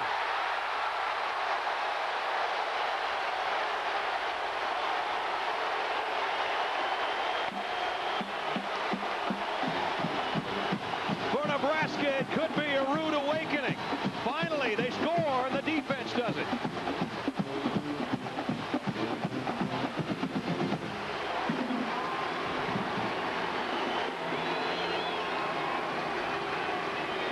So the guy who said we had to stay focused with all the former players and All-Americans back kept his focus there, scooped it up, took it 15 yards, and Nebraska leads 9-7. Try to make it 10. Extra point is good. Tatum Bell, first time he's lost the handle today, and the middle linebacker for Nebraska was there to scoop it. Bell's going to put the ball on the ground. Number 7. Looks like he just drops this ball before he gets to the line. Right there, the ball comes out. And Rude comes by and picks it up and says, let me have it. I'm going. To the end zone goes Rude. And here's another look. You'll see it pop out of the left arm of Bell when he's trying to make the cut. Nobody touched him. Nobody touched him. That'll drive coaches nuts. Dropping the ball when nobody hit you. So Barrett Rude, who opened the season on the Butkus watch list. It's a hefty list right now. It gets pared down. That'll help him. As Bob said earlier, a hometown boy from Lincoln, and there was never a doubt where he was going to play football. And you heard the chants before of Rude, Rude, Rude, and now 78,000 plus in unison calling his name after he scoops up Bell's fumble and scores. That's the first touchdown of the year for the Cornhuskers. And it came on defense. And it came on defense. And it's awakened the crowd. DeAngelis to kick. And a good one it is. 4 yards deep in the end zone. Williams is going to bring it out. Gutsy move. Cuts outside. And he does a good job with it. Still on his feet. And he got out to the 28-yard line. Ball came loose. Was it blown dead? I think so. He tried to stretch out. Dangerous move, trying to stretch out to get that 1 more yard. And when the ball hit, it popped up in the air. Nebraska almost thought they had another one. Our college football triple-header will wrap up tonight. Most of you see the defending national champion Buckeyes of Ohio State against Washington in the BCS Spotlight game presented by ADT. Some of you will see Florida State and North Carolina in ACC action. It's all tonight, 8 Eastern, 5 Pacific. Check the local listings for the game in your area. I don't anticipate the Buckeyes will miss Claret that much. They got 2 pretty good running backs behind him. I think Ross and Maurice Hall, the other Mo, I think might be the guy that carries the mail. Here's a toss. Seymour Shaw. And you see more Rude. Whoa. Crowd's getting into it for number 38. Oklahoma State's last 4 possessions, 1 play and an interception, 1 play before halftime, 4 plays and an interception, and 2 plays and a fumble. That's ugly. That's not pretty. As you would say, I don't like that. Yeah, this was not even a possession right here. There was just 1 play at the end of the half. So the last 3 possessions, they turned it over. So Shaw, the second string tailback in there. On 2nd down and 9. He'll get the call again. Not much. Bernard Thomas comes over from his defensive line spot. The other number 5 for Nebraska, and he makes the stop. Bernard was redshirted a year ago. Did play the previous 2 seasons, and now coming back here, and he's a guy that's made a lot of noise. Defensive end says he'd like to break the Nebraska sack record this year. for a guy who only has 1 career sack, that's a pretty tall cotton. Tatum Bell comes back in. Thomas is the guy that's forced the 3rd and long, though. 3rd and 6. Oklahoma State trying to hurry up. Here comes a blitz on Fields. Look out! Down he goes. He froze. There's a flag down, too. He froze in the pocket. I think the whistle might have blown, but nobody heard it. And all Josh Fields is hearing is the ringing in his head right now. Was it delay of game? So he takes a shot he doesn't have to take. He stood there like he heard the whistle, but nobody else heard it. Well, they get a free shot on the quarterback there. So it's going to be 3rd down and about 11. Les Miles' team with the win last year, 24-21 at Lewis Field, but it's a lot bigger chore to do it at Memorial Stadium. They trail 10-7 in Nebraska. And a 3rd down and long. Fields with a blitz coming, slip screen. Woods slips down. Makes the catch, but goes down immediately, and it's time to punt for the Cowboys. And now the fans are starting to get into it a little bit. Well, the defense for Nebraska has turned this game around in the 2nd half.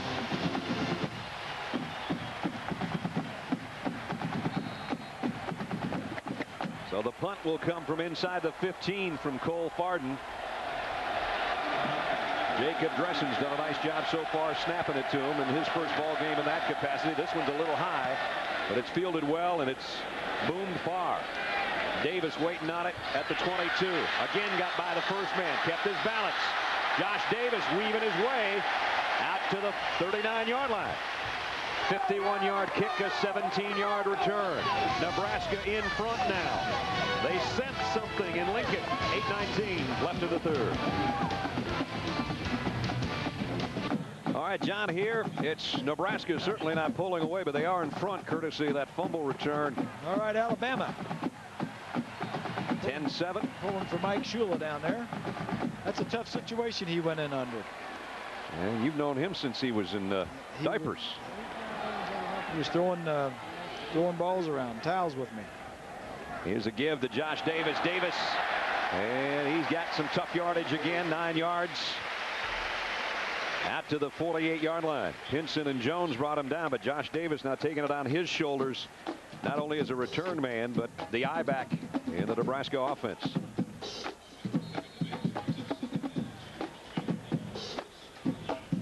Josh has lost some weight from a year ago and has made him a little bit quicker, down 10 pounds or so, and he gets it out for 9 yards, 2nd down and 1. He gets the call again, puts both arms around it, gets it into Oklahoma State territory down near the 48-yard line. 1st down, Nebraska. 7:39 remaining in the 3rd quarter. We mentioned all the alum back, 3 of them Heisman Trophy winners. The most recent was 2 years ago, and it was this guy, one of the famous runs of the season. Do you remember this one? I don't know how many guys he passed for Missouri, but he got all the way to the end zone, and he could lift the trophy that makes you the top player in college football. Eric Crouch. We spent some time with Eric yesterday, and we're going to talk to him in a second. Josh Davis bangs his way down to about the 42-yard line. Swanee. Oh, Eric, it wasn't that long ago you were running on this football field. You had a couple years trial with the pros. You missed this game. You missed being out there.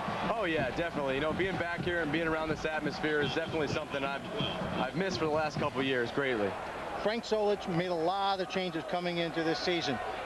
Regardless of what happens this afternoon, do you think the changes will be good for the long term? I really do. I think that, you know, you can see that's electric offense, electric defense. The defense is playing well, and they've scored some touchdowns and made some big plays. And I think that he made the right decisions based on what kind of season they had last year. Eric, thank you. Good luck to you. What are you doing, by the way?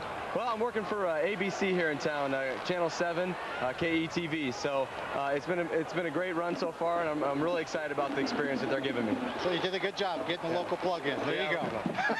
Tell you Thanks, what, Eric. it's like our 4th guy in the crew now. Eric Crouch, heck of a player. And, yep. On that run by Josh Davis, a personal foul against Oklahoma State rips off 15 more free yards for the Cornhuskers, so they're down now to the 28-yard line.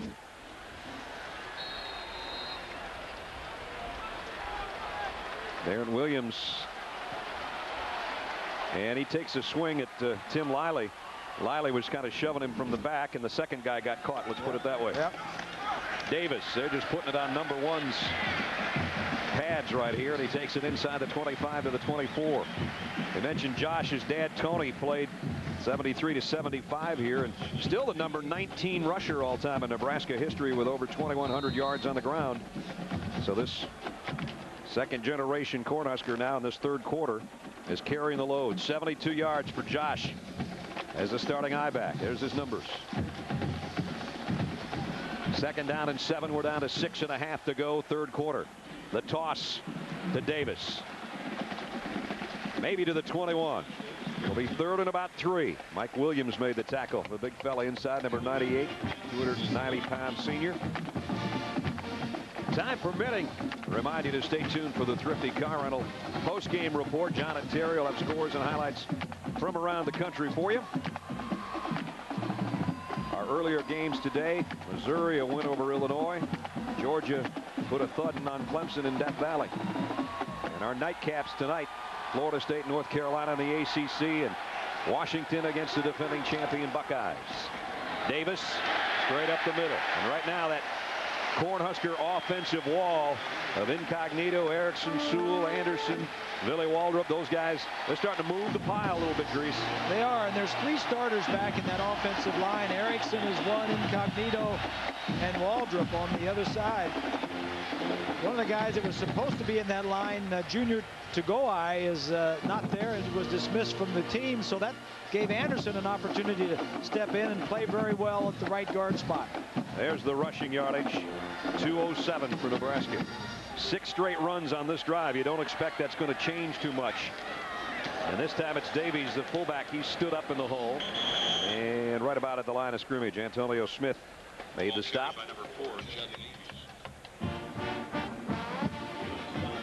Got a little bit gimpy getting up from the bottom of that pile. There's Frank. He's got the headphones on, so he knows which plays are going in the game. But he's staying away from Cotton, the offensive coordinator. Let them do their stuff. It's funny. Bob and Brad, he said he was going to follow the offense down the field so he could be in that offensive mix. But, you know, then when the offense is off the field, he checked, you know, with the defensive personnel, stay in tune, but he wasn't going to stick his head into the huddle every time. Frank said, at times I'll interject, at times I'll cross my fingers. Right now his team's in front. Here's the option keeper for Lord. Jamal dives down to about the 11-yard line. I thought it was funny yesterday when we were talking to Barney Cotton. We always talk to the offensive and defensive coordinators. We just sat down with Barney, and we were running a little bit late, and it was about time for Frank to go. So anyway, Solich comes in the meeting when we're talking to Barney Cotton, and I said to him, I said, all right. He said, we just sit down with a new offensive coordinator, and here you come in and listen. Looking over his shoulder right away. Huh? He laughed. Third down and 4.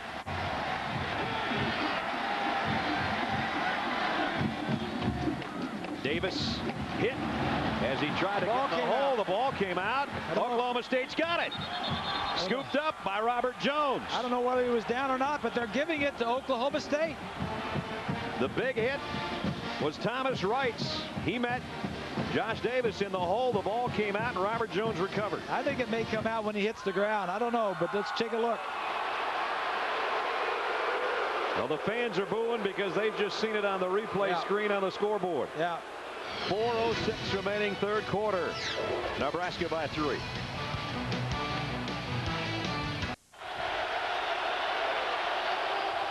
Oklahoma State apparently, it appears, got a gift on that fumble by Josh Davis. And we'll tell you why after this snap on first down from the 12. And it's Tatum Bell who got out to the 15-yard line as we go back to the fumble by Davis.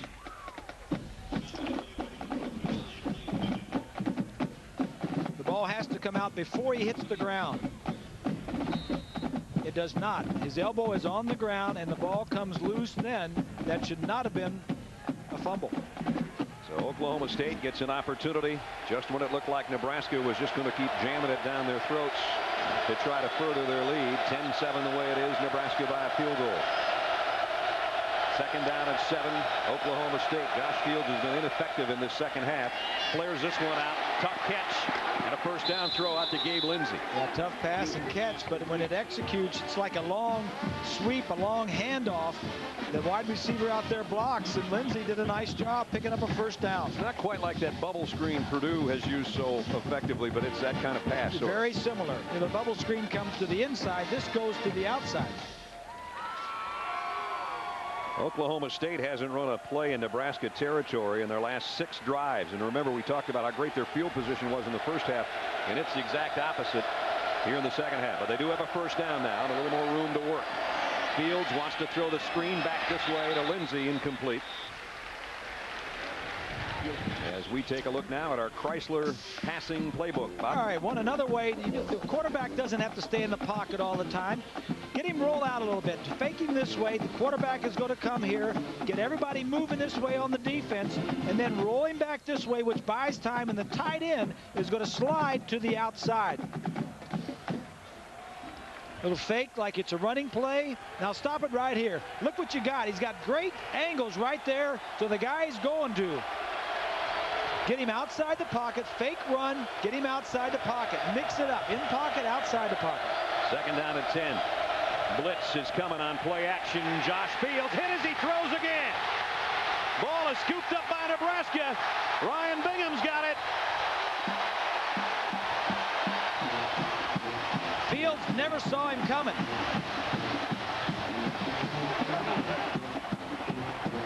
Jarrell Pippins, I think, is the guy that got the hit. He was named the special teams captain after practice yesterday. He gets the hit on the quarterback. Right here, he's going to come right up the gut.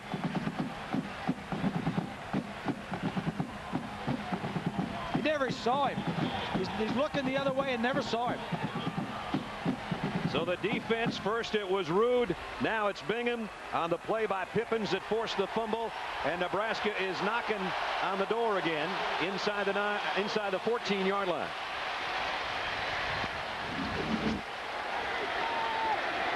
First and 10, Nebraska. This time it's David Horn. Horn bouncing off people and down to the 5. Got almost 9 yards. Duran made the stop. But after Josh Davis did a lot of the work on the last drive, Horn, the fresher tailback now, and he comes back for Nebraska to get it down to the 5-yard line. Packed house for the 256th straight time at Memorial Stadium in Lincoln, Nebraska. Brad Nessler, Bob Greasy, Lynn Swan, and our ABC crew with 2:40 remaining third quarter. Oklahoma State has led much of this game, but the Huskers scooped up a fumble and scored with their defense to take a 10-7 advantage. They've just recovered another fumble to give it back to their offense, trying to add to the score. And this time Oklahoma State, penalty markers down, swarms all over David Horn. No gain on that one, and a face mask, so there was a gain. And boy, just when it looked like they were going to force a third down and short, they come up with a costly penalty. So this will be half the distance to the goal and a first down. Personal foul. Face mask on the defense. Half the distance to the goal. First down. Brad, let's go back and take a look at this fumble when Fields was dropping back. No, we got something else here. Okay, that's a face mask. Right there. That's no question there. There's no doubt about that. All right. We're going to take a look at that other play in just a minute. First and goal now, Nebraska. And driving to the end zone. Touchdown. Judge Davies, the fullback.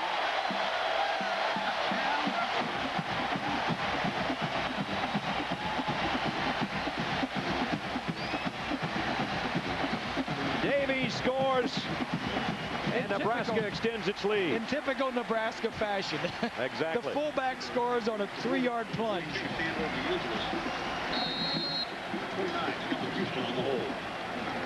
Extra point by DeAngelis. upcoming. The kick is up and good, but just over 2 minutes remaining in the third quarter. Nebraska was looking at a 3-point deficit for so long, and now they lead by 10.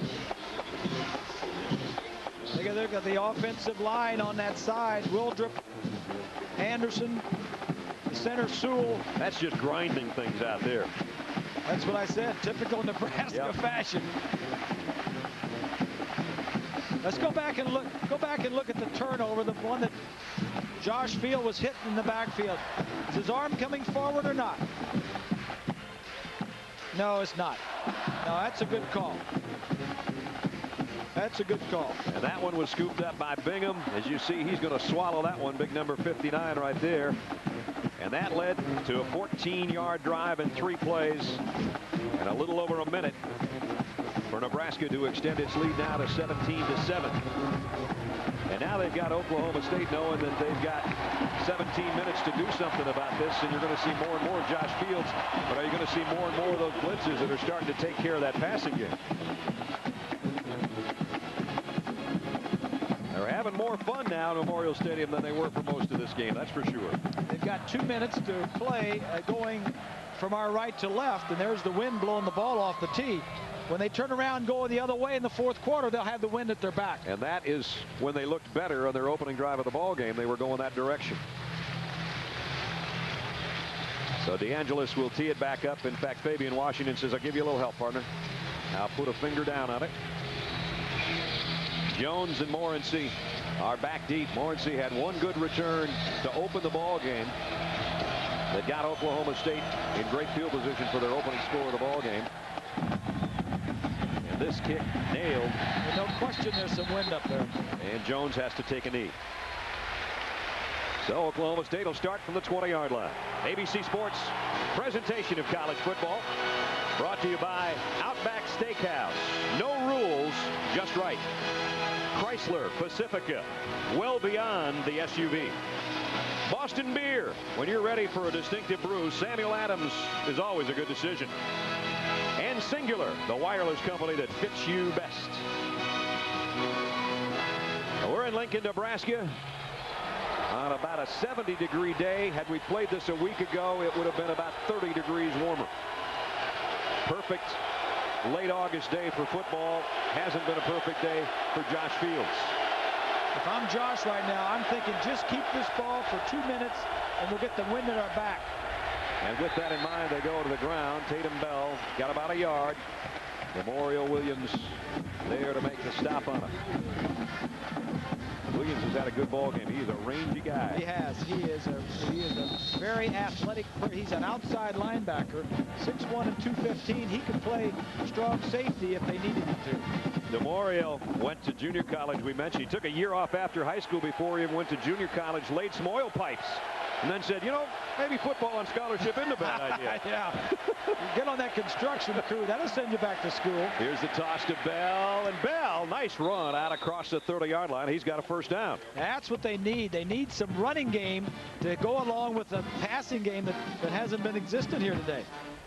That's going to be a first down. Coming up Thursday night, the NFL season gets a super start on ABC at 8 Eastern. Aerosmith, Britney Spears, Mary J. Blige, and Aretha Franklin take the stage for NFL Kickoff Live. At 9, it's Curtis Martin and the Jets to take on the Redskins. The weekend wraps up on Monday night when the defending champion Buccaneers take on Donovan McNabb and the Eagles. NFL football set to start on ABC Sports. Did you say Thursday night there, boss? Thursday night's the big party. Starts on Thursday. Monday night football on Thursday night. You know, Madden's been saying for years, we need bunting like baseball. We need a big opening night. So he's got it. Thursday night. Thursday night. All right. And speaking of Aretha, boys, Bo Pelini, the defensive coordinator for Nebraska, said all he wants to do is get a little respect for his defense. And they've been doing a pretty good job this afternoon. Rashawn Woods has caught a few passes. He got open for a touchdown, but no big plays. I think it's indicative of a defense just playing as a team, not straying from their assignments and just staying with it. That's what he was worried about, if they'd resort back to some of their old habits. Here's Fields to throw the quick slant, complete to the 40-yard line. That's DeJuan Woods. That's Rashawn's little brother. When you put pressure on the quarterback, as they've done all day, that tends to keep the completions down to an outstanding receiver. Well, it's a dramatic change for Bo Pelini and the defense. As Bo was telling us, Nebraska always known for the most part as a man-to-man team, and they're playing a lot of zone out there today. They are, and the techniques are different. There's no question about it. You have to be taught how to play zones. 90% of the time in the past, they played man-to-man. Now they're going to play more than 50% zones. We played 3 quarters in Lincoln. Nebraska leads at the end of 3 by 10. Oklahoma State will have the win, though, if they can make a comeback in the 4th quarter. 17-7 Cornhuskers. Our presentation of college football will continue after this message and a word from our ABC stations. You're watching ABC Sports Championship Television.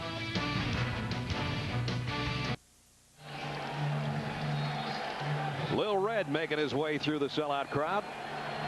With 15 minutes to go as Cornhuskers ahead 17-7. Brad Nessler, Bob Greasy, Lynn Swan, and our ABC crew in Lincoln. Oklahoma State had the lead for much of the game. Now they've got to play from behind, and they have the wind at their back as they get a first down on 3rd and short. Tatum Bell out there to about the 44, 45-yard line. Oklahoma State needs to settle down on offense. 4 of their last 5 possessions, they've turned it over. 2 fumbles, 2 interceptions.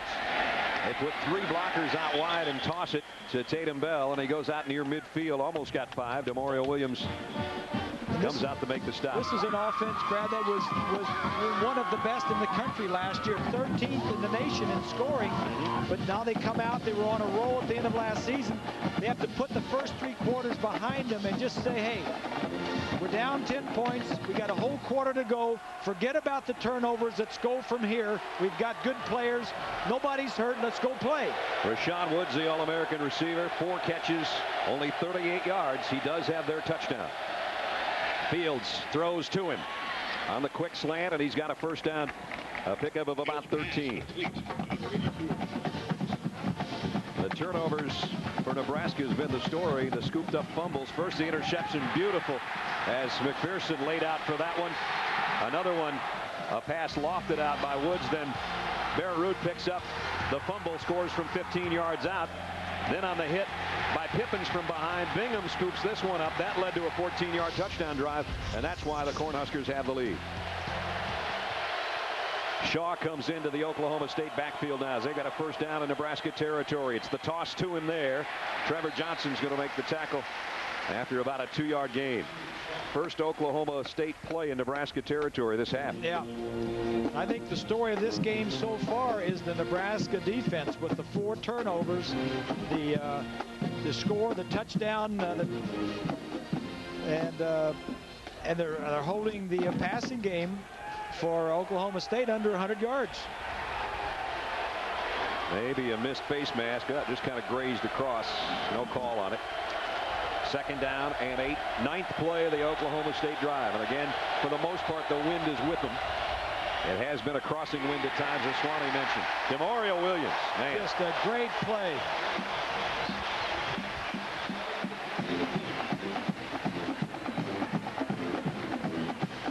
He's the Will linebacker, and he'll come flying in here. Yeah, Will is number 7. Sees it, gets inside the blocker right there, and makes the play. Boy, to get around that would-be block, it looked like he was going to be picked off, and that just shows how quick he was. Yeah, you're exactly right. If he goes inside, he better be right, because if he gets blocked, there's nobody to contain. Loss of a yard. He's trying to get the Husker Nation in full throat against Fields, who's going to have to work from the shotgun. 3rd down and 11 for the Cowboys.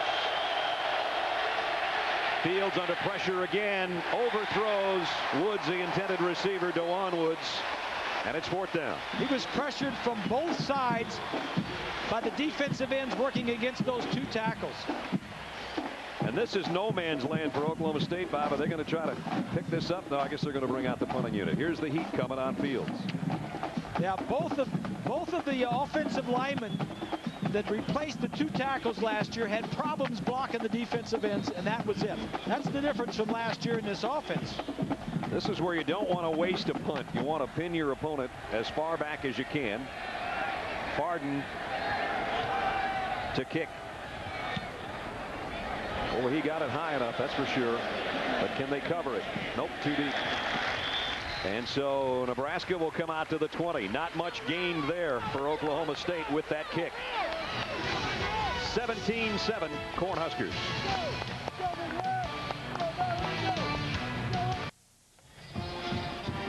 So Oklahoma State had it in Nebraska territory, forced to punt, and now after the punt that went in the end zone, the Cornhuskers work from their own 20-yard line with the lead.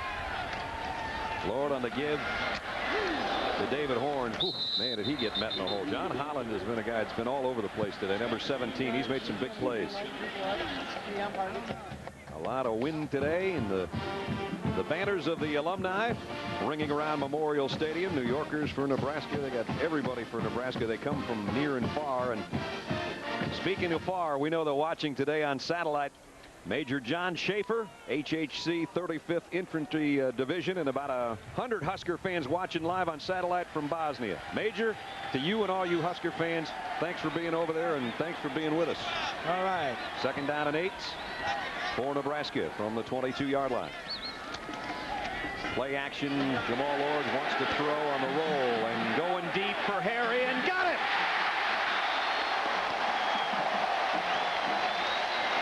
Out of bounds. Big play, Nebraska through the air. Down to the 45-yard line. That's what Lord can do outside the pocket where he's got more time to throw. Just throw it on the run. 33-yard pickup to the 45-yard line. There he is here. He's just going to go across as Lord gets outside the pocket. Number 11 goes down and deep. Throw it as far as you can. He threw this one right on the money, too. Only the 3rd pass of the half for Nebraska, and it's a big one. And now they go back to the ground, and Horn goes for about 6 yards, almost 7. That was a big play there to get Nebraska out of the shadow of their own goalpost and in good field position. And now, as Harry in the huddle there with a big play, now they can go back to that ground game and just grind and grind and grind with 10:45 left in the ball game.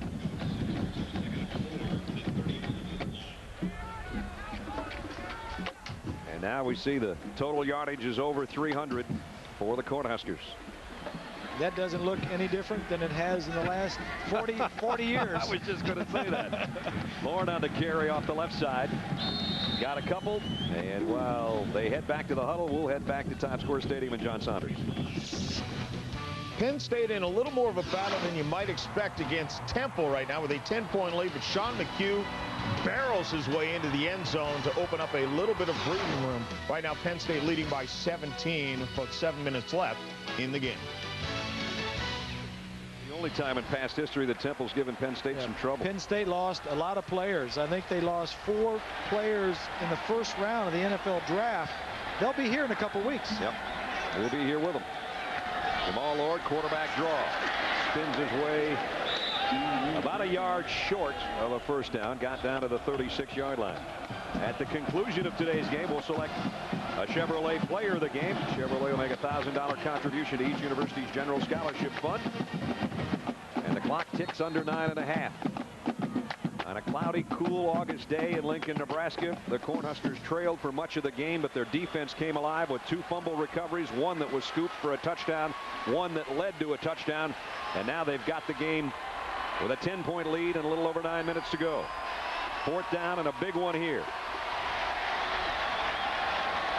4th and a yard. Davies, who got the last touchdown, has the first down. Whoops, and a swing taken there. I don't know if anybody caught that, but that wouldn't be good. Antonio Smith took a swipe at somebody, and the officials, luckily for Oklahoma State, didn't see it, or that'll be another 15-yarder.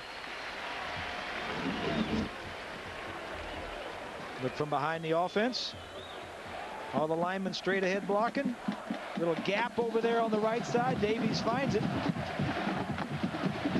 And for the first time, I think, since before the game, the chant of Go Big Red has finally come out here at Memorial Stadium. Took a while for the fans to warm up to their team today. First down at the 34-yard line. It's Horn behind Davies in the eye, and the eye back gets the toss. Horn cutting outside, or trying to, throws a stiff arm of his own, and a flag flies in. And for the second time today, we may have an offensive push to the face and a personal foul on Nebraska. Remember, we had one earlier on Jamal Lord, and I don't know if that's going to be the call or not, but Horn certainly got a whole bunch of his tackler.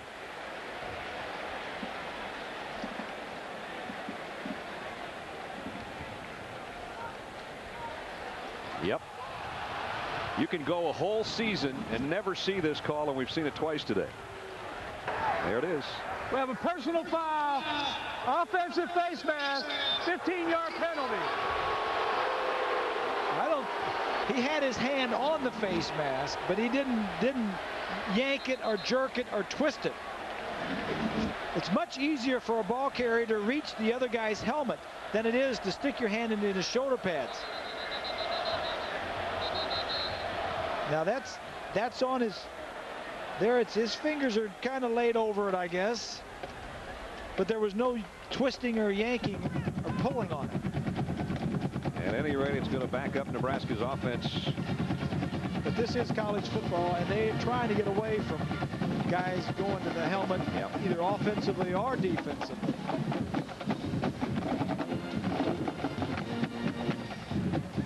Frank Solich looking for his 50th win as Nebraska's head coach. And you know, you talk about how Devaney and Osborne are revered here, and those guys both had a couple of seasons that weren't so great either, and there was a little bit of unrest in Lincoln. Yeah. And here, Frank today, if he wins his 50th game, would be only one game behind Tom Osborne as far as how long it took him to get that 50th win. So, as you said earlier, Bob, really last season's the only one that wasn't that good. The rest of them were 9 wins or more. Time permitting, stay tuned for the Thrifty Car Rental post-game report. John and Terry will be in New York with scores and highlights from around the country. Bob and Brad, we talked about change in Nebraska an awful lot. One change that they hope to see the results of here in the fourth quarter is one that most fans probably won't see. Frank Solich changed his strength coach. Bob Epley, who is still here as the athletic director, associate athletic director, was legendary for the weight and strength training program. But Brian Bailey is a man who's taken over here, and the guy said he really put them through their paces during double days. Oklahoma State with the strength right there on a Albert Craig blitz. Just knocked Jamal Lord way back at the 48-yard line. Craig, who's been a starter a long time in that secondary. Long time. He's a 4-year starter. There he is here. Just going to get right to the inside. Lord will never see him. Turns his back, fakes the other way. Craig, a 4-year starter, second in tackles. Had 10 last year against Nebraska. Comes up with a big one there, and that's 3rd down and 28. I don't know what Barney Cotton's got in his 3rd and 28 playbook, but we're about to see it. Yeah. It's going to be Judd Davies. I don't know if he'll get 28, but he got a big chunk of it back as a big fullback rumbles down to the 37-yard line. No, nobody expected on 3rd and 28 the fullback up the middle. Yeah. So now it's 4th down and about 13. This is not field goal range for DeAngelis, because it would be about a 54-yard field goal. So on 4th down and long, what are we going to see? Have the offense run it again. Yep. If you punt it, you gotta just squib kick it. This is almost exactly the same thing we saw with Oklahoma State going the other way. It's when I said, do you take a shot here, because if you kick it in the end zone, you don't gain much. They're going to think about it, is what's going to happen here. They delay a game. They don't care about the yards, because Right. they're going to punt it anyway. Yeah, now they're going to bring out the kicking unit. So the clock stops, 7:03 remaining in the ball game. 17-7 Nebraska. While we wait for the kick, reminder, our triple header wraps up tonight. You'll see defending national champion Ohio State in the BCS Spotlight game against Washington. BCS Spotlight game presented by ADT. Some of you'll see Florida State and North Carolina in the ACC tonight at 8 Eastern, 5 Pacific. Look out for Florida State. Kyle Larson hanging one. Fair catch called for, and they get out of the way, and Nebraska's going to be able to down it inside the 10, way down at the 6-yard line. Great coverage by the special teams. And looks like they've worked on that once or twice. do we have a penalty marker down? We do at the line of scrimmage.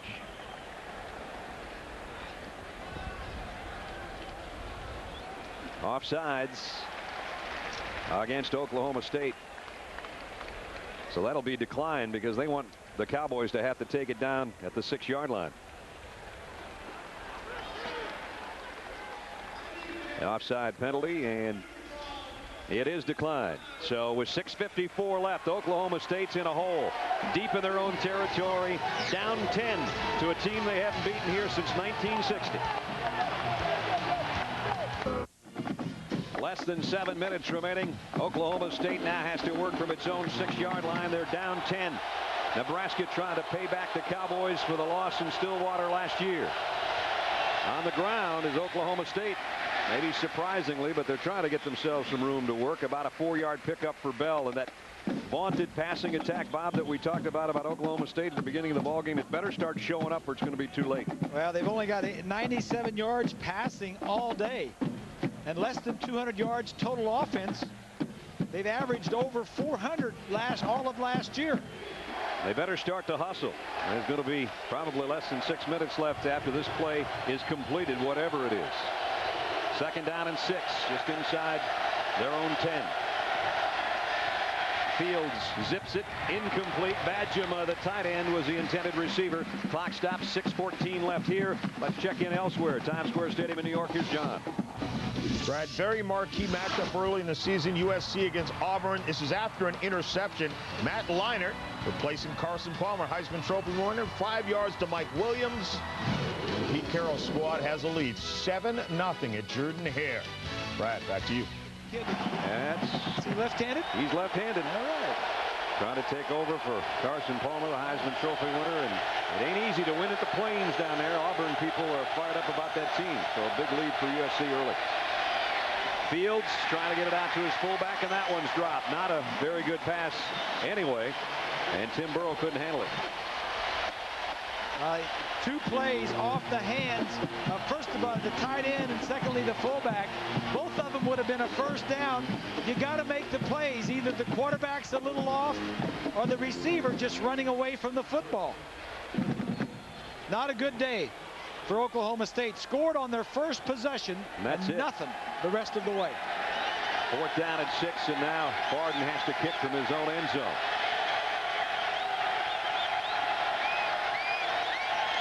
Snaps clean, pressure's coming. He line drives one. Davis, whoops, misjudged it, and now has to let it go. So it's going to end up being a great kick with the roll, as Josh Davis made a big play on it. It's kind of like one of those sailing line drives that go over your head. He misjudged it, and it goes all the way down to the 20-yard line. 5:54 remaining in the ball game. Cornhuskers lead by 10.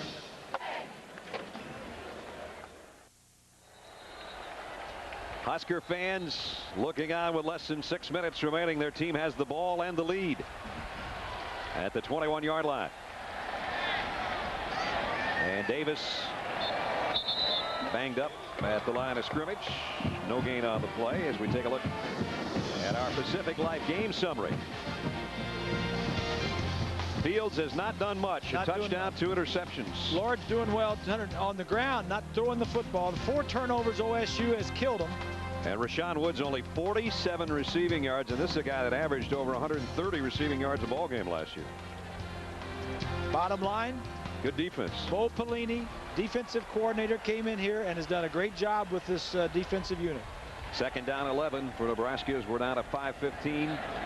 And they're just trying to chew it up in the middle and use clock, hopefully get a first down or 2. Cowboys defense has played well also. They really have. Bill Clay, the defensive group was, they weren't very good number-wise last year. They gave up a lot of points. They weren't ranked very highly. But this is a very good defensive outing for the Cowboys here today. So it's a 3rd down situation. The conversions for Nebraska, you see, 6 out of 15. I don't think they're going to get too fancy on this one, but it's going to be 3rd down and a full 10. They'll work from the shotgun. This is where Jamal Ord has run some quarterback draws. Quarterback draw all over. And here it comes again. And I guess Oklahoma State was kind of thinking like Bob and I. Yeah. McGee makes the stop, and they're going to have to give it back. Oklahoma State's certainly not out of it. They should get decent field position out of this because the Nebraska punt, even though they have a great punter, is going to kind of be going into a crosswind. So we'll see if the Cowboys can do something with that field position. First, they've got to get their hands on it. We got a timeout right now with 4:24 remaining in the ballgame.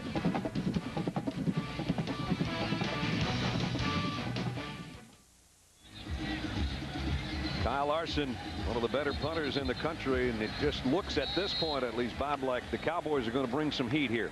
They're running out of time, and they know it. We got 10 guys at the line of scrimmage. Let's see if they'll try to block the kick. Nebraska adjusting their front.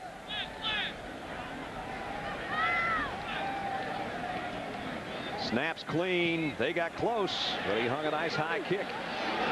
And Lindsey on the other end is hit, and that's a penalty. You got to let him have a shot at catching it.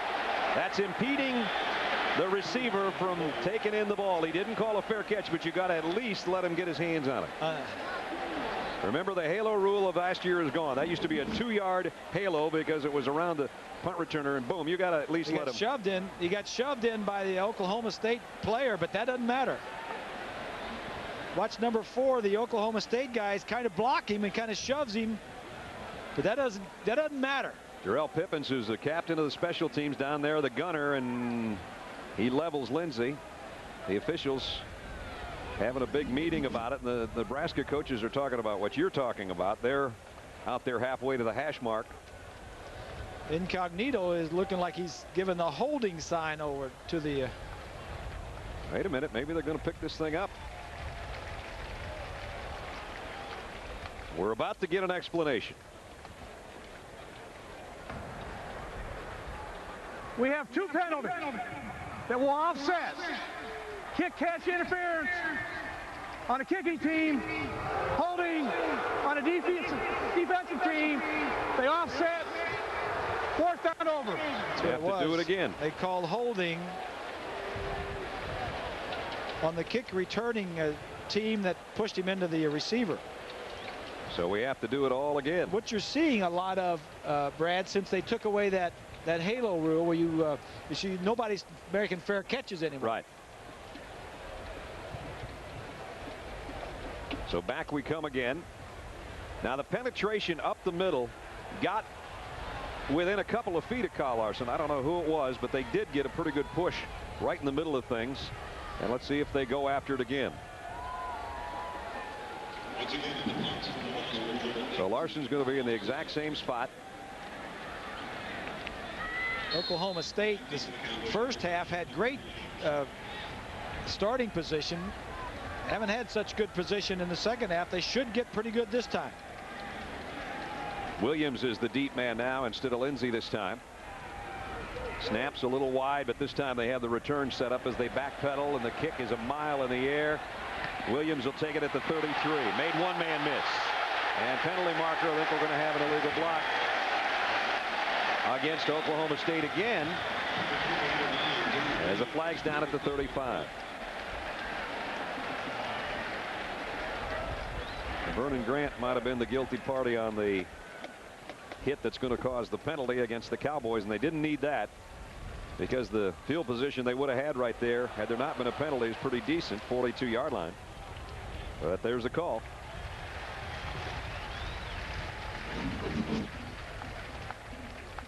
Number 10 in the red. That wasn't much, but just enough. Doesn't matter. You can't impede him if he's in front of you. So now they'll back it up to about the 26-yard line. ABC Sports presentation of college football brought to you by Valvoline's Max Life. At 75,000 miles, it's time to switch to Max Life. Miller High Life. To live simply, proudly, boldly, manly. This is High Life. Verizon Wireless. We never stop working for you. And Chevy Silverado. It's the right truck. Right now, Oklahoma State needs the right play. Fields pump fakes from behind. Down he goes. Thomas tracked him down from his defensive end spot, just never gave up. It's not a sack. There's no gain on the play.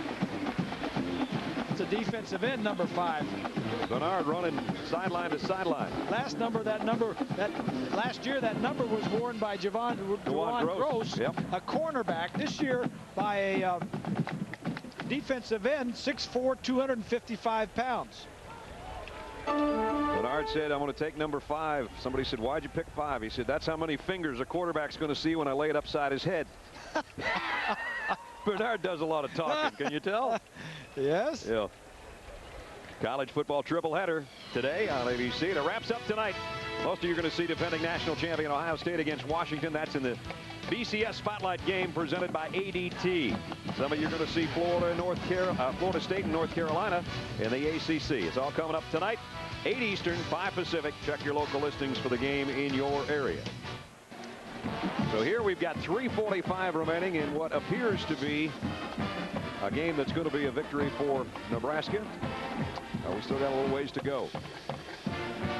Frank Solich looking for win number 50. And the winningest active coaches by percentage. Some pretty good guys he's with there. I'll say. And it hasn't been a pretty win today, but it's a win. It's a start. Like I said before, they have no preseason games around here. They do have some easier games down the road. Next on the agenda, Utah State, and Penn State is here. Then at Southern Miss, Troy State. So they could win 5 or 6 of those. Penn State's going to be an interesting game. We're going to be here in a couple of weeks for that one. Frank, I don't think he's too excited about that trip to Southern Miss, though. Nobody likes going there. That's a Thursday night game. Yeah, on ESPN, you risk your necks when you play those guys. Oh, yeah. 2nd down 9. Fields been ineffective this second half. He's going to have to start warming up or this one's going to be over. Josh deep middle, overshot Woods, and it's intercepted. Oh. Nope. Almost.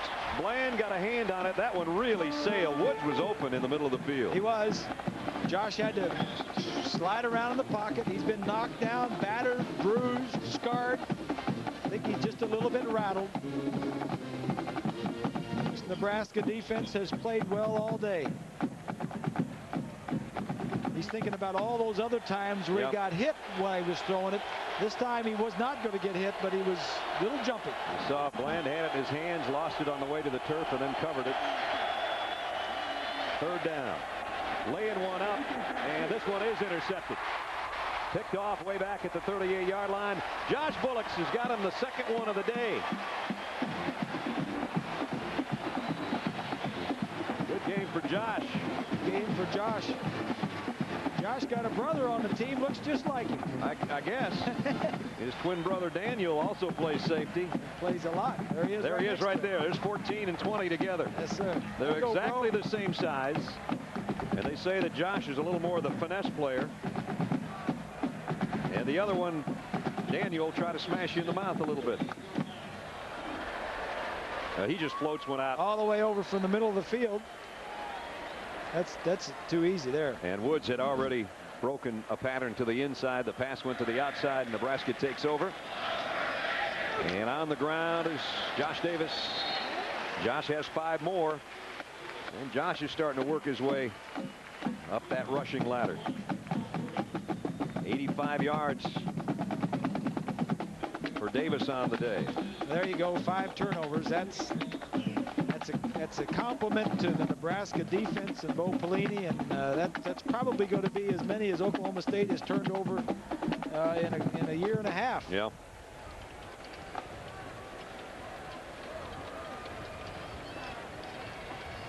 So the clock winds its way under 3 minutes. Jamal Lord using all of that play clock too, and now Davies, the fullback, banging his way forward, and it looks like he's got a 1st down. He crossed the yellow line, or it appeared so. Antonio Smith made the stop. Nebraska probably won't have to put the ball in the air again if they can keep grinding it out like this. There you go, Bo. Smile now. Bo doesn't smile much. The media guy, he doesn't smile. We were talking to him the other day, kidding him. Swanee had a good question for him. Swanee. Well, yeah, I sat there and I looked at the picture and I said, well, Bo, you're not smiling in the picture, and you're not smiling in the family picture. He goes, are you happy? Are you happy about being here in Lincoln? He smiles. I smile all the time. I'm a very happy guy. He says, I like being here. Yeah, 5 turnovers his defense got. Only 57 yards for Oklahoma State's offense in the second half. Davies again, the fullback, got a couple. And Pinson made the stop. There was so much made about the fact that Bo did not give out black shirts to the starting defensive players for Nebraska. And many times that's done in spring practice, and that dates back to the Bob Devaney days too. And he knows what an important tradition it is at Nebraska. Says, I wasn't trying to tick anybody off. I was just trying to get my job done, get this new defense installed. I wasn't worried about all of that. Yeah. Finally, he relented. He gave in, and Wednesday he gave out the starting 11 black shirts. And he says that doesn't make them any better than the rest of the guys, because you might not be a black shirt Monday. That's right. And somebody else might be. So he's got a little different take on it. That's been a tradition around here for a long time, and he's only been here for 3 or 4 or 5 months.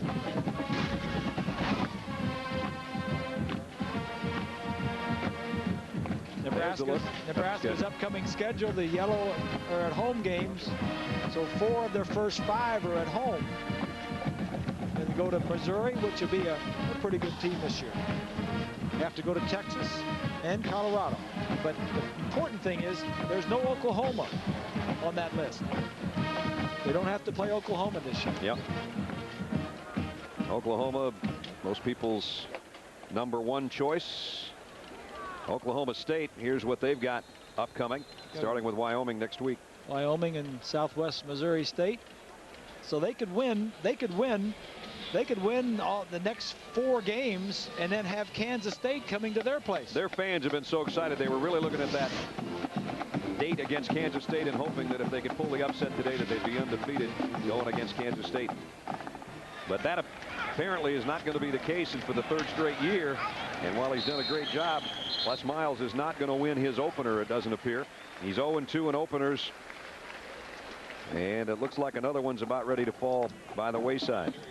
Last year they lost to Louisiana Tech 39-36. They blew an 18-point lead in that ball game. Today they had a lead for really pretty far into the 3rd quarter. And then the Nebraska defense took over. Done a great job, though, turning this program around. No doubt. We talked to him about the expectations have been raised so much. And he said, well, you know what? We want to raise the level and make success a routine and expand those expectations. He's not afraid of that. He's got a contract, the new contract extension.